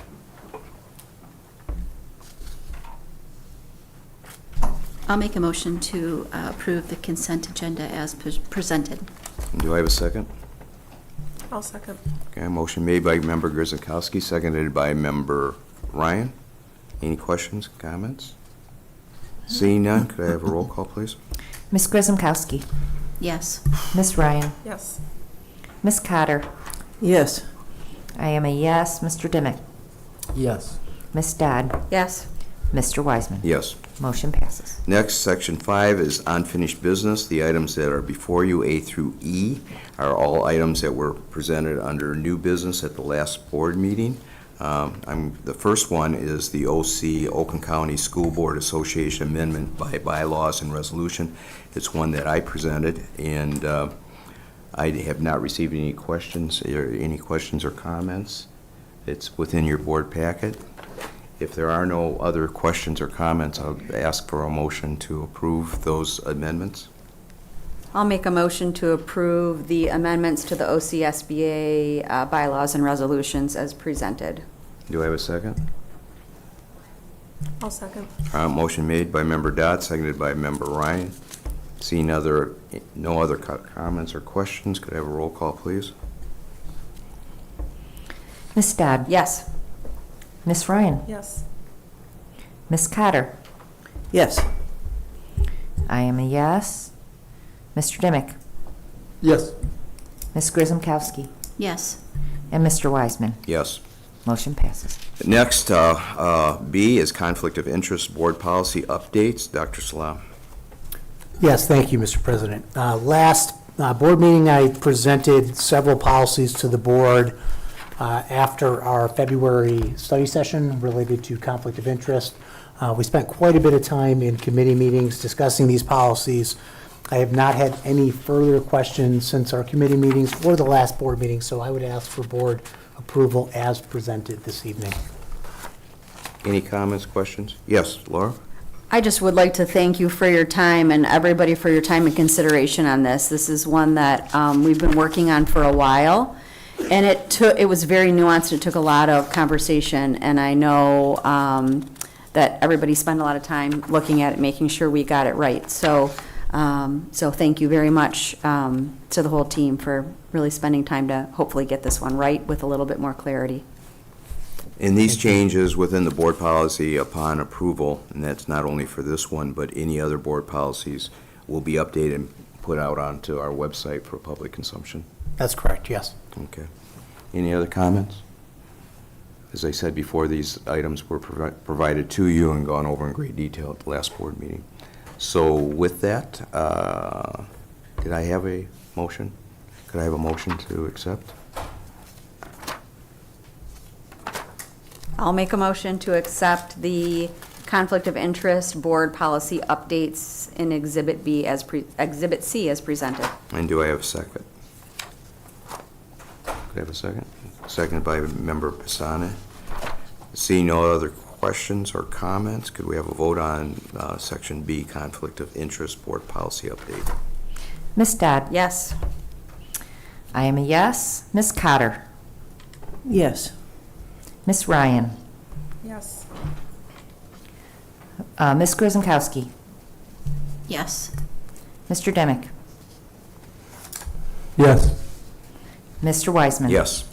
Motion passes. Next, board policy, anti-harassment board policy update, Exhibit D, Dr. Salam. Yes, thank you. The anti-harassment board policy, if you recall at our last board meeting, the policy actually has 2 final steps. And so we propose the elimination of the board as the final decision maker as it relates to an appeal for a harassment type situation. So the board has had this policy for the last couple of weeks. We're asking for your approval as presented this evening. Any questions or clarifications? This was more of a procedural change because of the final Yes, final solution. There was actually 2 finals. that's correct. Could I have a recommendation to approve anti-harassment policy update? I'll make a recommendation to approve the policy as Okay. presented. I'll support that. All right. Motion was made by Member Dimick. Who was seconded? And Member Cotter. Could I have a roll call, please? Mr. Dimick? Yes. Ms. Cotter? Yes. Ms. Dodd? Yes. Ms. Ryan? Yes. Ms. Grzymkowski? Yes. I am a yes. Mr. Wiseman? Yes. Motion passes. Next is D, Section 35J, Just Right Material Purchase, Exhibit E. Dr. Salah. Yes, thank you. So this item was presented at our last board meeting. I have not received additional questions. Mr. Tavernier, have you?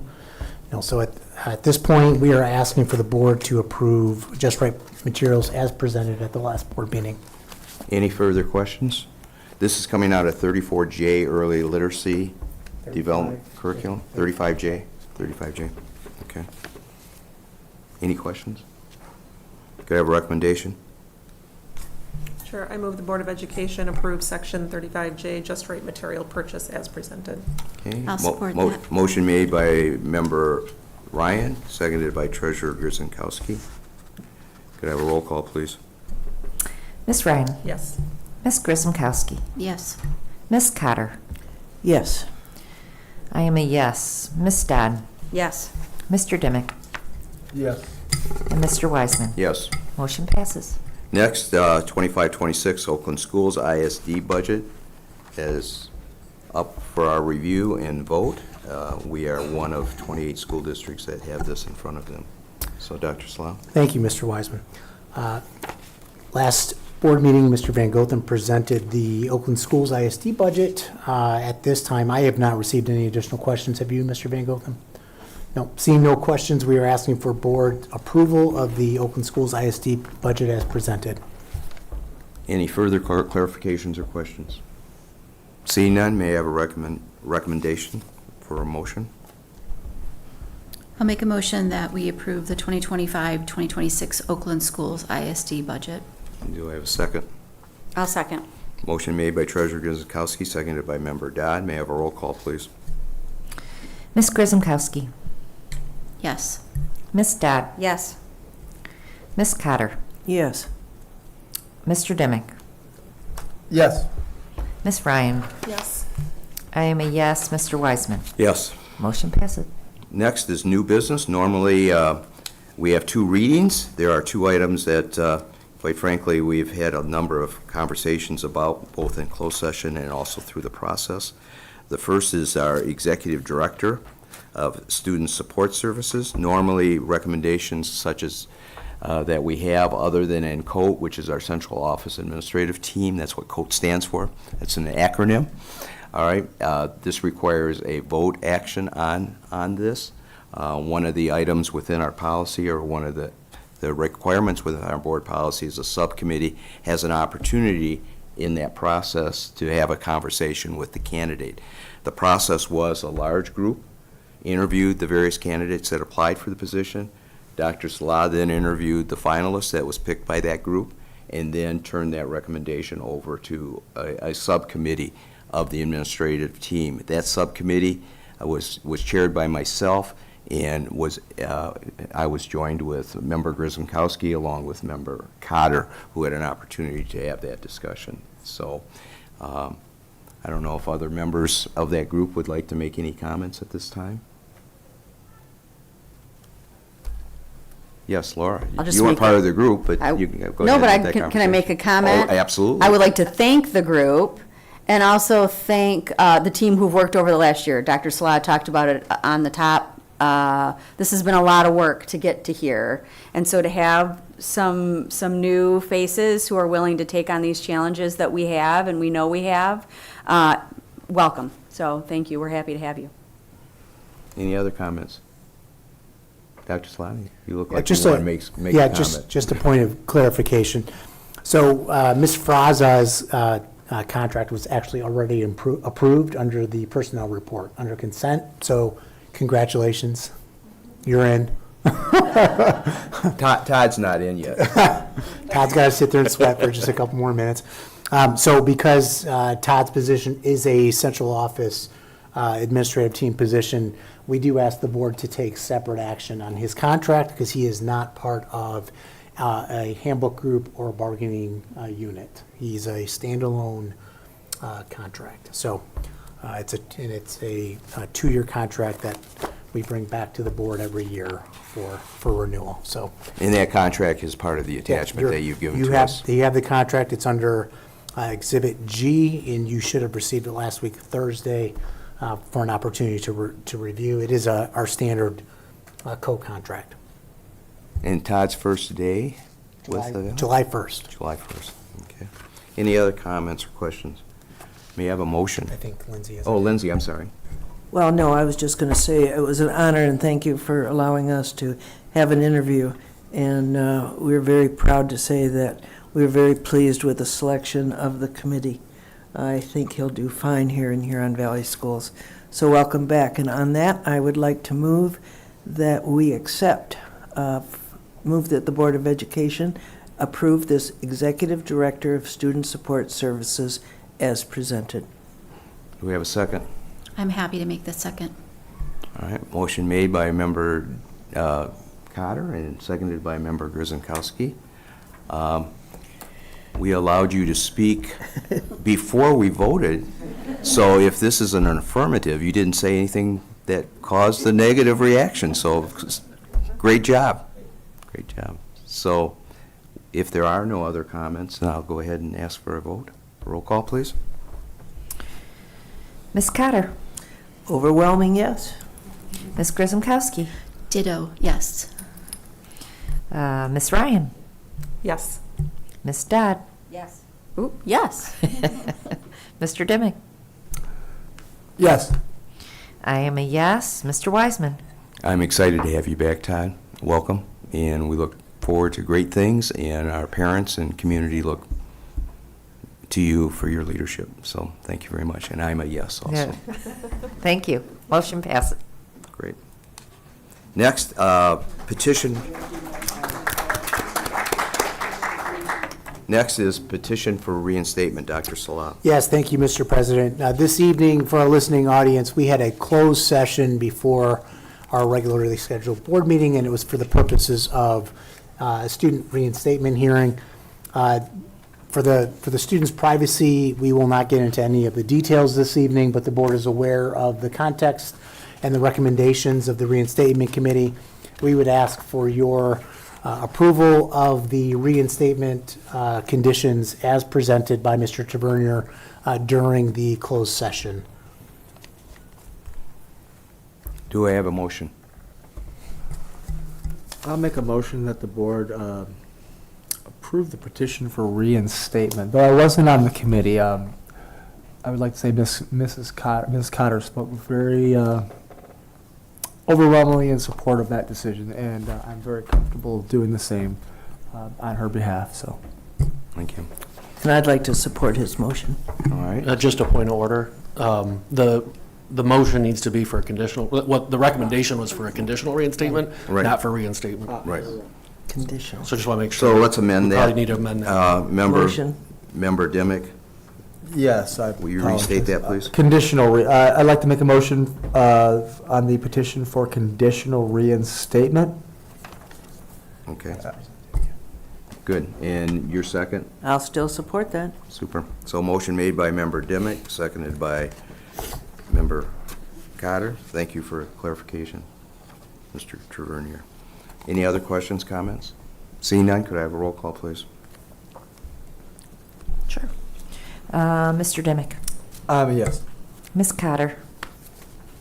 Yes. I am a yes. Ms. Dodd. Yes. Ms. Grisomkowski. Yes. Ms. Ryan. Yes. Mr. Wiseman. Yes. Motion passes. Great. Next is the 25-26 budget work session. I know a number of our committees have already had an opportunity to review and ask a lot of questions as it relates to this. As we've said before, this is really a reflection of what our priorities and goals are. There are challenges every year regarding budgets, and this is no different, but even more so. So with that, you'll present this, we'll ask questions, further questions, clarifications. We'll have this for 2 weeks, and then there'll actually be a public hearing on the budget prior to the next board meeting, and then an actual vote at the next board meeting, correct? Yes. Okay. With that, I'm going to turn it over to Dr. Salah, but I'm sure he's going to turn it over to you. Tossing it to you, Mr. Van Gotham. Thank you, Mr. Wiseman and Dr. Salah. Thank you to those that stayed for the remaining part of the board meeting tonight. I know they were excited to hear the budget work session. And those 3 people that we have online, thank you for sticking it out. So this is the budget work session for the 25-26 school year. I think it's important for the community to know that the budget is discussed throughout the year. We actually start developing preliminary projections once we receive our audit of the prior fiscal year, which took place in November of '24. We spent a lot of time gathering data and input from stakeholders throughout the district, and then we develop recommendations based on those data points, and tonight we're here to discuss those recommendations. As Mr. Wiseman mentioned, we did discuss this already at the Executive Committee, as well as the Finance and Operations Committee, where our board members took time to ask detailed questions and had a lot of back and forth discussion on some of the supporting items behind the budget this evening. So this is what we're projecting for the 25-26 school year, general fund in particular. We are asking the board to consider $106.4 million in revenue and $108.6 in expenditures, for expenditures over revenue of $2.2 million, which would take our fund balance to approximately 13%, 12.8 at the end of the 26 fiscal year. The revenue that supports the general fund comes from 3 primary sources. Federal, I do want to talk about briefly, which would be the 4th source. We have about $20,000 that comes through the general fund, but we do have $10 to $14 million between federal and state sources in grants, which is part of that unknown that we discussed earlier through prior board member discussion. Local sources is primarily our property taxes that we charge to businesses and second or vacation homes. We also have money from our early childhood program, as well as pay-to-play from our athletic groups. State sources is primarily driven from our per pupil student amount that we receive every year for every student we are have under our wings for the school year, as well as other state categoricals. That is the big driver of our state sources, really the primary function there. And then interdistrict sources are primarily derived from PA 18, which is a student support services driven fund. That's again a tax that's run through our Oakland schools and then brought to the school district, as well as some Medicare money that we receive on an annual basis. So those are the big buckets of revenue that we receive on an annual basis from those specific sources. This is our foundation allowance detail. So we have already heard from our executive, which is our governor in the state of Michigan, and the Michigan Senate and Michigan House of Representatives. What's important to note is in the current year, we have received money towards our MIPSR's cost offset, which we going forward will not have as much money from them coming to us. So we have actually kind of shaved the foundation increases that we've provided so far in our budgets and came up with $100 per pupil. So that's going to be $100 in new money per every student that we educate in Huron Valley schools for the coming year.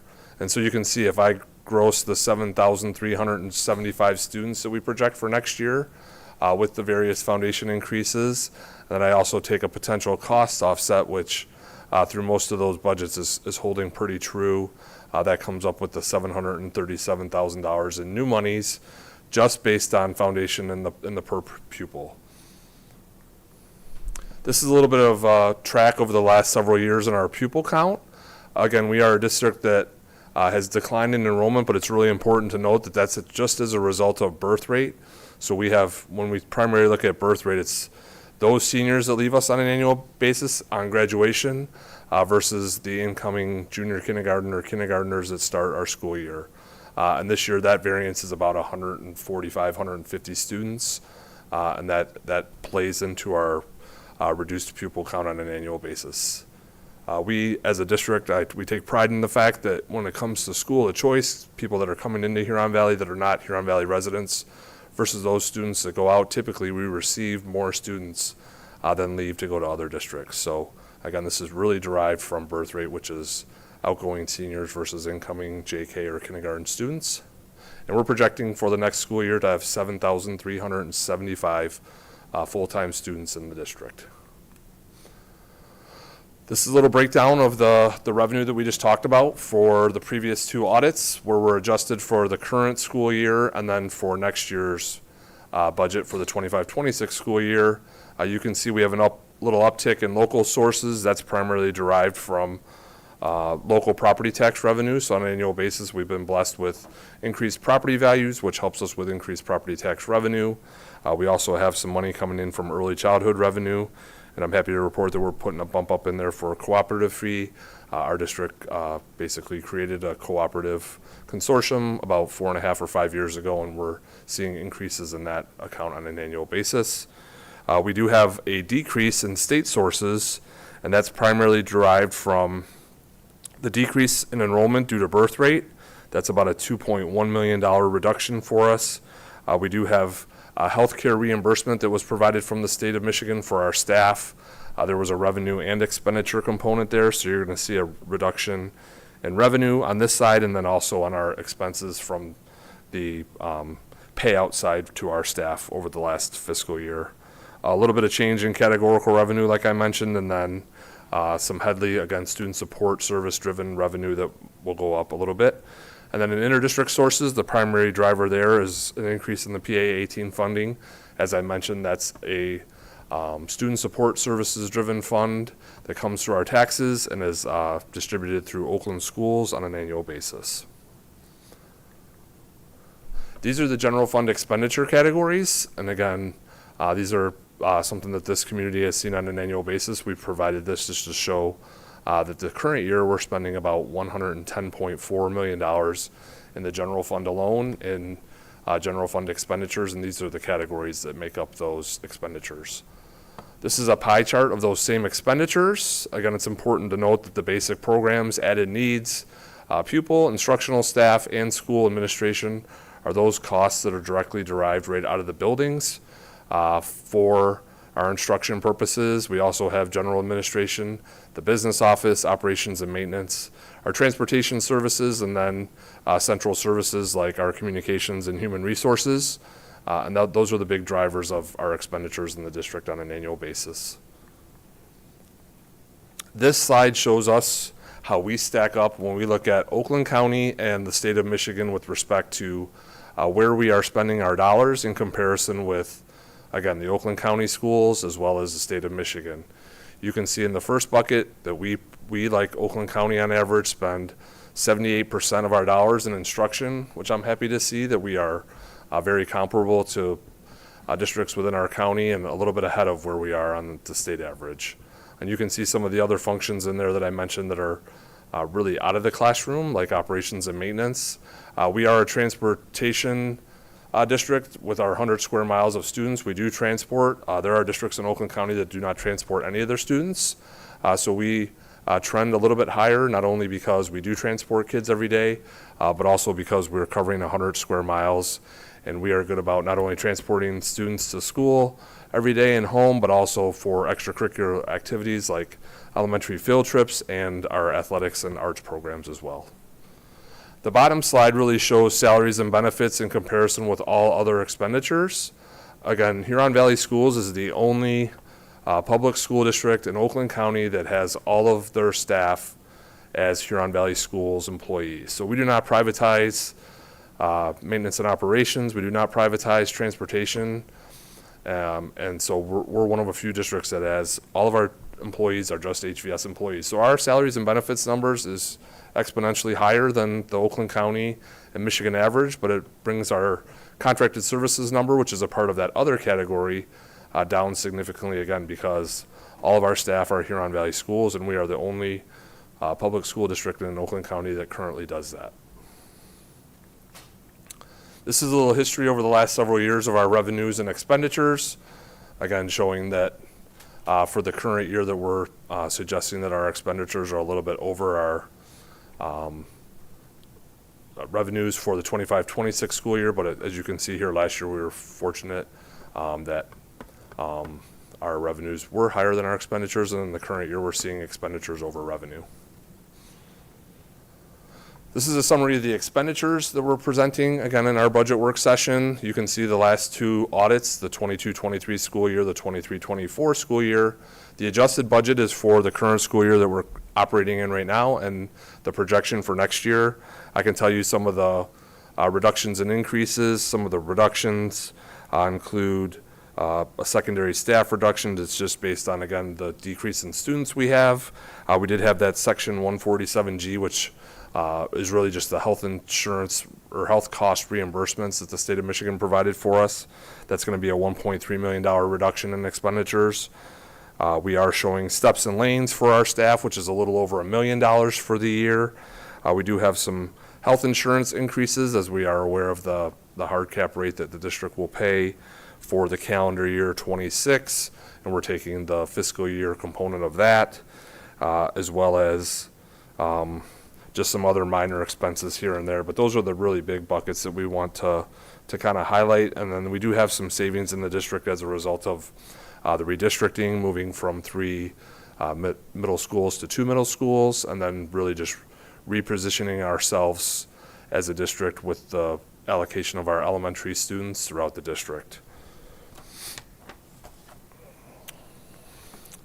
Also want to talk about, as several board members have mentioned, the great unknowns. So in a typical year, I would not have this slide, but with all the uncertainty around federal and state budgeting right now, it's important to put some of these out for the community to see and what we're kind of dealing with on our end with respect to budgeting. So federal funding, we can tell you that the original budget that was presented by the federal government calls for funding cuts to ELL for our English language learners, as well as adult education, and that's an estimated impact to the district from a grant perspective of about $300,000. Again, that has not been approved. The federal government also has an October 1st to September 30th budget. Our school district has a July 1st to June 30th budget. State funding, as I mentioned earlier, with respect to the revenue adjustment, the MIPSR's normal cost has changed from the current year we're in till the future year of 25-26. And again, talking about as much as $2.2 million potentially in additional costs. That's an estimate right now, as we discussed. PA 152 legislature, we're not sure where that's going to head. That was something that was approved by the government in lame duck in the December of 2024, but no action has been taken on that, but that could have cost implications to the district if that actually came in. And then again, as early as, or as recent as Friday, we had a May 2025 consensus revenue estimating conference. So that takes place twice a year in the state of Michigan, and the state of Michigan invites several economists, people who are projecting what our revenue and expenditures may look like for the state of Michigan.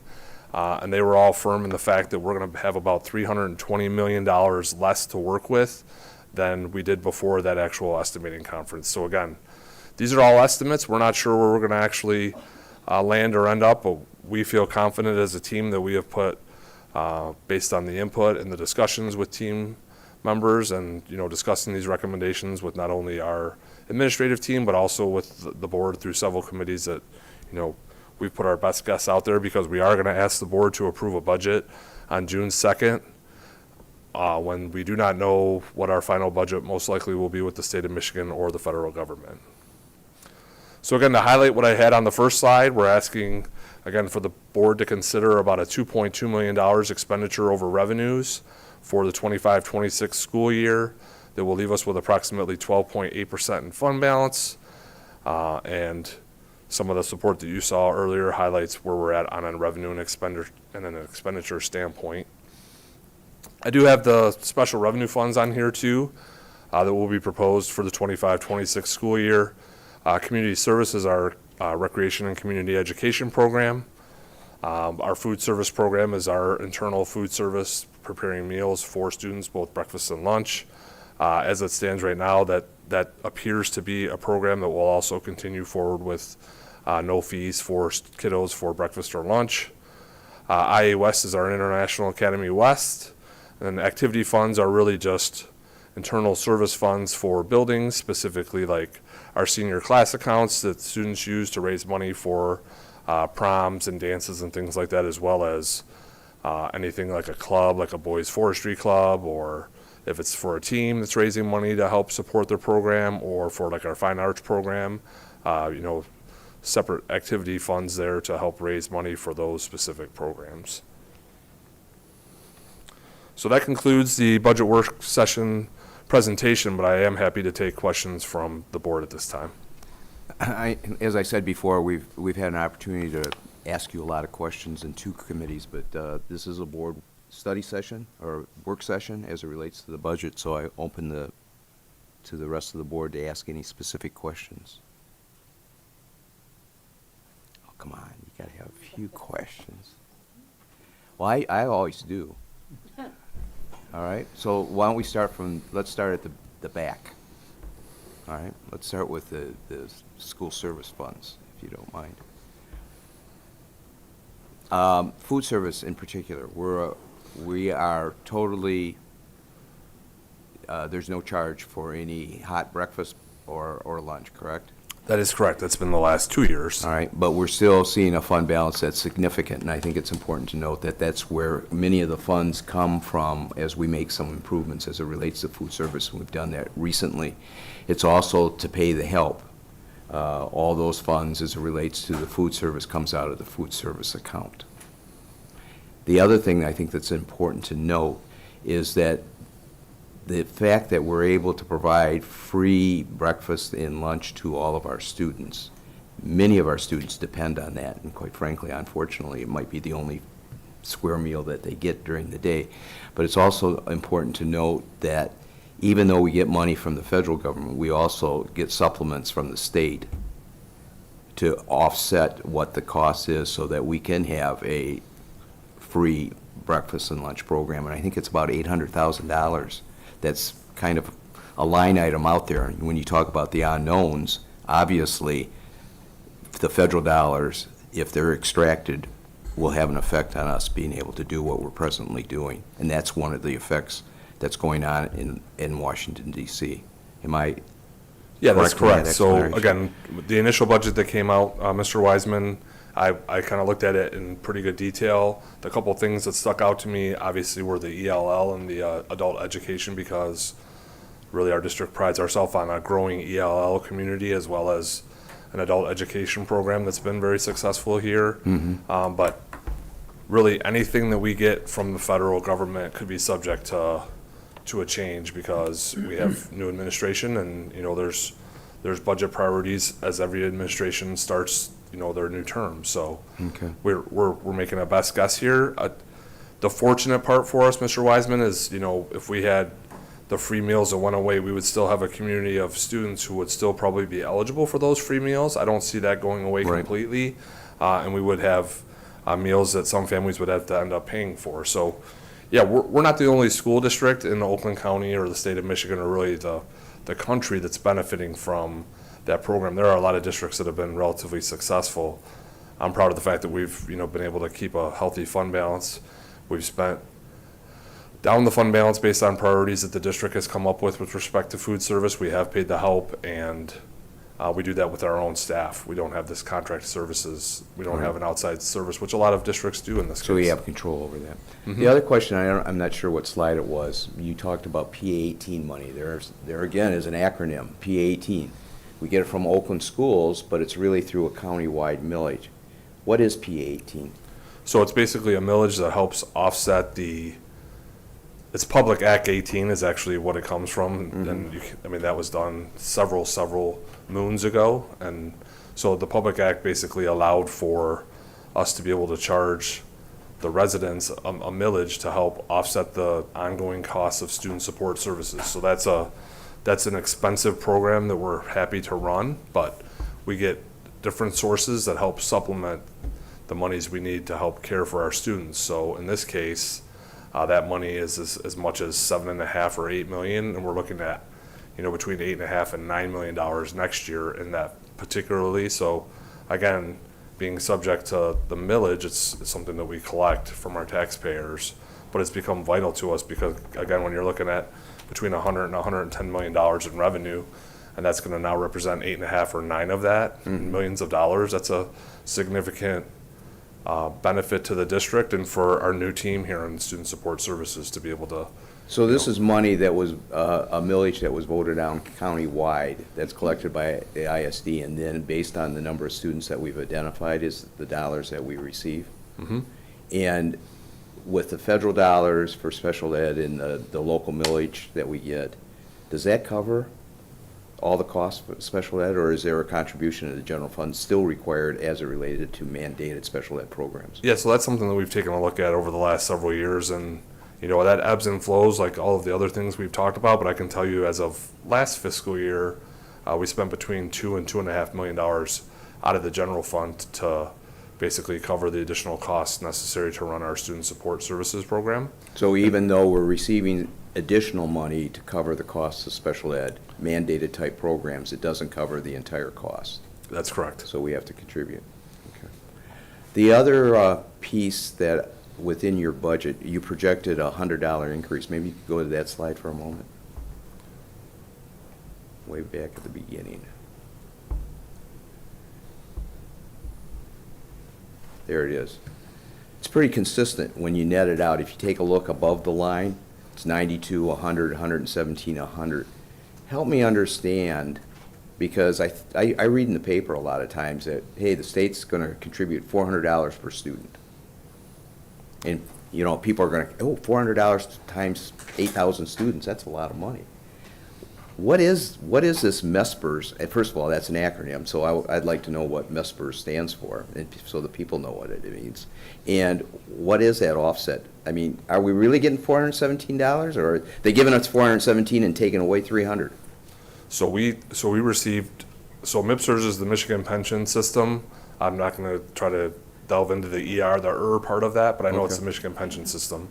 And so basically that's the cost of the district and then ultimately the state of Michigan to fund all of our retirees for their retirement. And so what they did was they provided us with an offset this year where they actually just gave us a categorical of $3.3 million. And next year, while we will have a reduced rate for some of our staff as it relates to the MIPSERS costs, that one-time allocation that they provided will not be provided next year. So where we will see some savings between like 1.5 and 5.5% on our retirement rates, that's not going to make up for the difference in the $3.3 million that they provided to us. And so we're taking the guesstimate, again, based on discussions with my colleagues in Oakland County, throughout the state of Michigan, in conversation with our superintendent, who also has a group through Oakland County and through the state of Michigan, just coming up with our best guess that that's going to cost us more money next year, and it's at the form of revenue. So we are taking the stance that there's going to be an impact to the general fund of, again, a guesstimate of $2.2 million. Could that number be 2.7? Yes. Could it be 1.5? Absolutely. But we're taking our best guess on what that might look like because there's a lot of uncertainty around MIPSERS and what that might look like. Again, there's a range of, we're going to pull money or refinance MIPSERS to cover the cost of the road funding, which has been a priority of our governors for several years, right? So if that's the case, then this could be a totally different number. So it's really the devil in the detail. When they talk about foundation increases, we really need to be aware of what those various categoricals are, some of the takeaways as it relates to that. I don't like to call Huron Valley Schools budget the devil, so, but it could be down and dirty what it might look like. I'm not yes. talking about Huron Valley, I'm talking about the state of Michigan. Yeah. It's the details that maybe the press picks up or the public hears, that the detail, yeah, I'm gonna give you this much, but I'm gonna take this much out of your other pocket. And I think that's the important piece. The other piece, and I'll stop, is within this budget, you have increments in lanes already included in that, because by law, we're required, even though we're in negotiations, that those people that are professionals, as they mature, as they go from 1 year teaching to 2 years teaching, that's an increment, all right? And that's required to be, and that's already reflected in this budget. And then a lane is going from, for example, going from a bachelor's to a master's degree. So that's already included in that. So you've done some projection. What is the percentage of our professional staff that would see that? Meaning, how many of our staff, or what percentage of our staff is not at the top? So approximately, so this is, I want to be clear that it's not only for our teachers, but also any other professional who's on a step or lane situation, and it's about 50%. So About 50% of our staff already is built into this budget that they would see an increase based on lanes and steps. Correct. Correct, okay, all right. And then, why do we have to vote on a budget when there's so many things? The state doesn't have to have a budget in place, the federal government doesn't have a budget in place. So I guess the question is, what's going on? I mean, you're asking us to approve a budget that's going to affect our students starting July 1. Yeah, fortunately And we for don't know you- how many students we have, we don't know what our foundation's going to be, we don't know what's going to happen. Fortunately for you, as a school district in the state of Michigan, it's a state law that you, as a board, approve a budget by June 30th. In my decade with Huron Valley Schools, we've been blessed that in 6 or 7 of those years, we've known what our dollar amounts will be relatively close to when the board is approved or within a couple weeks. Again, speculation, there's just a lot of uncertainty as it relates to the federal and state funding. So although we're asking you to approve it on June 2nd, we really are taking a guesstimate, because even as Ms. Grzymkowski pointed out in our F&O committee meeting minutes, when we talked about this budget as a group, we're not going to know what our student count is till October. So that has never changed, and when we've asked you to approve budgets before, we won't know that number. The per pupil that we're talking about here, that would be great to know that, but we don't. Your leadership team does not feel confident that that will be something that we'll know within the next couple weeks before our next board meeting when we ask you to approve it. So we're approving it, and then typically you'll have a pretty big adjustment after the first and second quarter, because really after the first quarter, you would think, all right, you have a pretty good idea where the budget's at, but again, even at September 30th, 1 quarter of our school year, we do not have our student count yet. So that's a huge indicator, because we receive that dollar amount on every single student. So, we really need to wait till closer to mid-year before we come back to the board with an updated budget, because then we truly know where we're at. We've also gone through our audit of the prior fiscal year, so the adjusted budget that we've shown you now will have actual results, which is really helpful for us as we start rolling. The budget is really perpetual. I mean, we're talking about periods of time, like annually, but we're always looking at the budget. We're not necessarily looking at the next year. We're looking at 2 or 3 years, 5 years. The capital projects are over 10 years. So, I mean, there's a lot more than just this periodic budget that we're asking you to approve. We're constantly talking about this from a finance and operations standpoint. And that's why we do amendments during the course of the year. Correct. And then, I promise you, this is the final question I'll ask you, okay? Within the budget, and I congratulate Paul, the COAT team, when I look at, we're projecting right now in enrollment's very fluid. But when I look at this budget compared to where we were for this year, I feel very confident, because what you've done is included in this budget, class sizes, when you look at it, and I'm just going to focus on the elementary, that is the same or a little bit less, actually, than what it was in 24-25. And I congratulate you on that, because that's part of being conservative as it relates to the budget. We don't know how many students are there, but I can say right now, where we're staffing is a little bit less. And people sometimes get confused with what the contract language is as it relates to class size compared to what it is. Because we have class size contract of 20 at JK, and 27, I think, at kindergarten, and goes up to 31 or 32. If you looked at each grade level, we're substantially below what that contract rate is. And in fact, I think overall, taking away JK, we're at about almost a little less than 24 per student in the elementary. So that's being conservative. And the other thing that the board, under the board's leadership, Dr. Salah's stewardship, we've made certain that just because of birth date, you're not at class max for more than 1 year. And we also take a look at that, and that's something that we instituted. And that's within the budget. Pardon me? Not at 30. Not at 30. So that's also something that I know we've had conversations about. So I think that's extraordinarily important, that within the budget is JK at every building, kindergarten at an appropriate amount of students, in looking at it totally, recognizing that it is extraordinarily fluid. So I think that's important. And also, we as a board, when this budget is adopted, is also giving the superintendent and leadership some additional staff to take care of problems or challenges that come up as it relates to student enrollment. Yeah, so our team, again, some of my co-team members here, take a look at staffing much like we are with the budget throughout the year, and then really heavily, once we start the second half of any fiscal year, and really look at, where we're at from a student perspective. And again, just like we are with the foundation allowance, really coming up with a good idea of how many students we think we'll end up with. And again, we've paid outside services as a part of our redistricting and strategic plan 2.0 to give us a good recommendation on what they think our student count might be.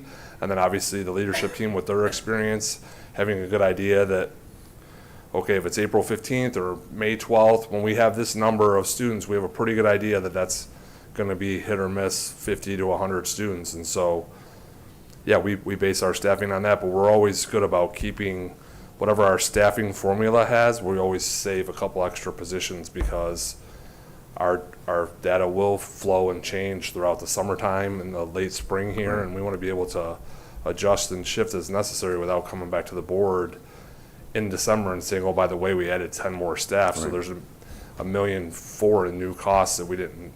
We're always accounting for that when we ask you guys to approve a budget, because we want to have some flexibility and the ability to do those things that you talked about, which are, pretty important to us as a district. Thank you. I think that's enough. You did a great job. I asked all the questions that I'm sure that you wanted. So I appreciate the work that your staff has done, not only yourself, but everybody else. Yeah, I want to make sure Ms. Kerrigan is the Director of Finance. She is on obviously the first page of that budget. Her team in the business office is really second to none. I'm just up here because just the title that I have, not more than anything else. So I'll reserve my comments on that. You can, that's probably a good idea. So her team does a phenomenal job in the business office. We can't thank them enough for all the hard work that they do. And so, yeah, this is definitely a team effort as we work on our budget on an annual basis. Well, and I also, on behalf of the rest of the board, want to thank the community, because this budget, while it certainly has some challenges, I just can't even imagine what this budget would look like if we didn't have the support of the community with the last bond issue that passed and the current bond issue, because many of those expenses would be now in the budget that you'd be presenting as opposed to the bond issue. And I think the other piece that should be recognized is the fact that our credit rating improved in the last month because of the financial condition of our district, considering all the challenges that we have. So congratulations for that too. All right. Anything else? Next, I think we have, asbestos? All right. I won't ask any questions about that. Dr. Salah. Yeah, so I would ask Mr. Van Gotham to speak to the Bid Pack 15 asbestos abatement.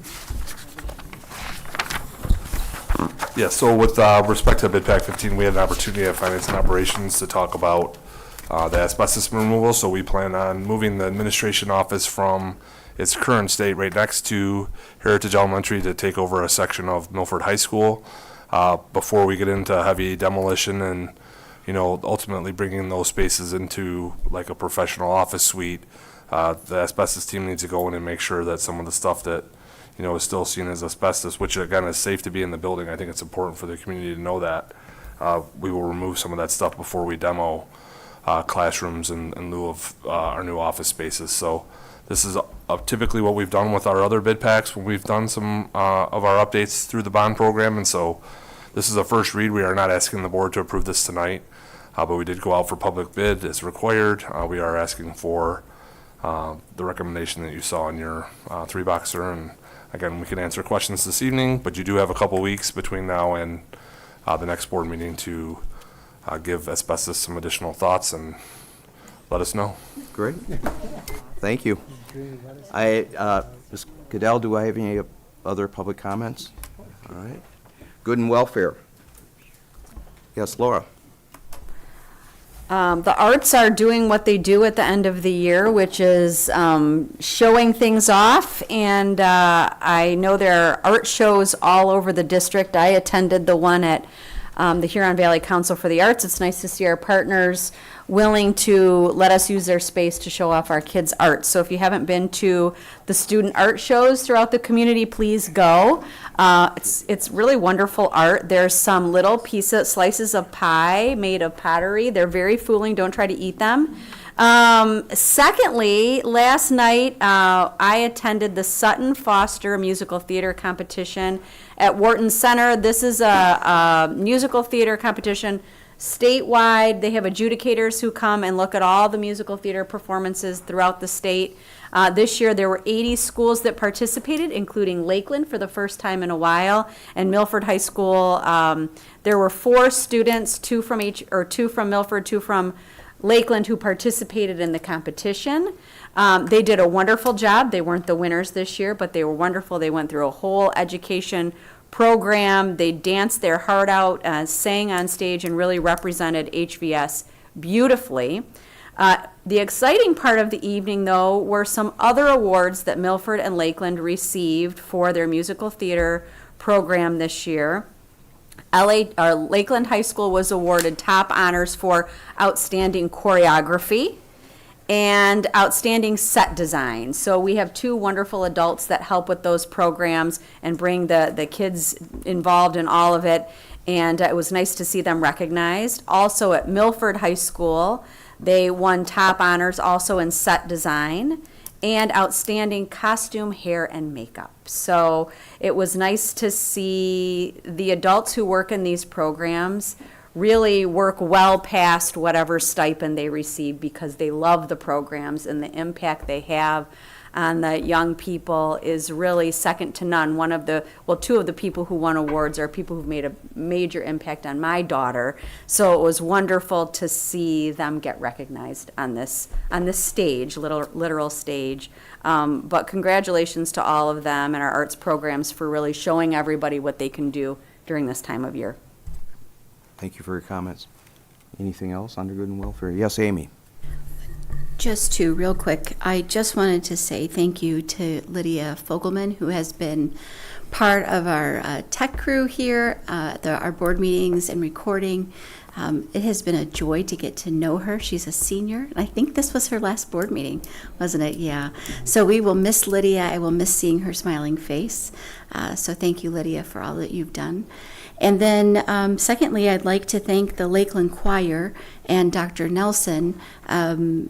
The 1st of May, Highland held their annual community prayer breakfast, and the Lakeland Choir came and sang a very popular piece, popular, I guess, in choral arrangements, a very difficult piece called The Last Words of David. And I'm not exaggerating when I say it brought tears to our eyes.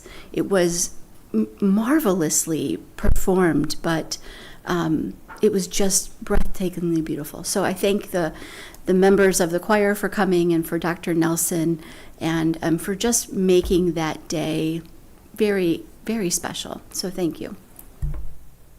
Great, thank you, Amy. Any other comments? Dr. Salah? Yeah, I just wanted to make a quick comment.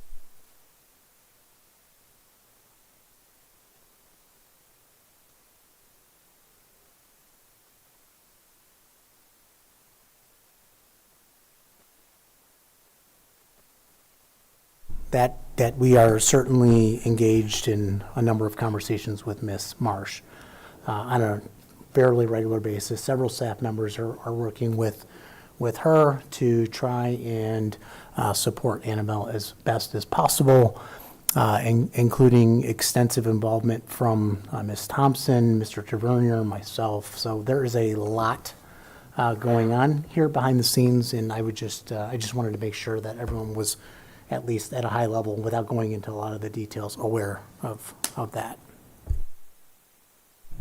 Thank you. Of course, we will continue to do so. I appreciate those comments.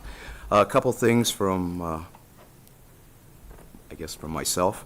One, just a reminder, you received today Dr. Salah's superintendent evaluation portfolio. Within there is the executive summary that he's provided, our goal presentation, the self-evaluation, student growth data. As a reminder, we did a mid-year evaluation. This is the final evaluation that it will occur. There has been some changes as it relates to the evaluation instrument that we're going to use. We all went through that as a board last year about this time, I guess it was. So please take a look at that, and then per Dr. Salah's request, we're going to have a closed session as it relates to the superintendent's evaluation at the next board meeting. So just want to remind people of that.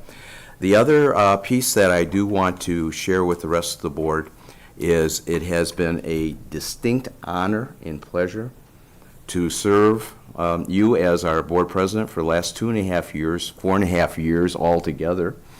It's nice to have shed the label of the COVID president, because I was president of the school board during the entire COVID period, which was a delight. I got to know Dr. Salah very well, and in fact, his wife accused him of talking to somebody else on the phone many times, but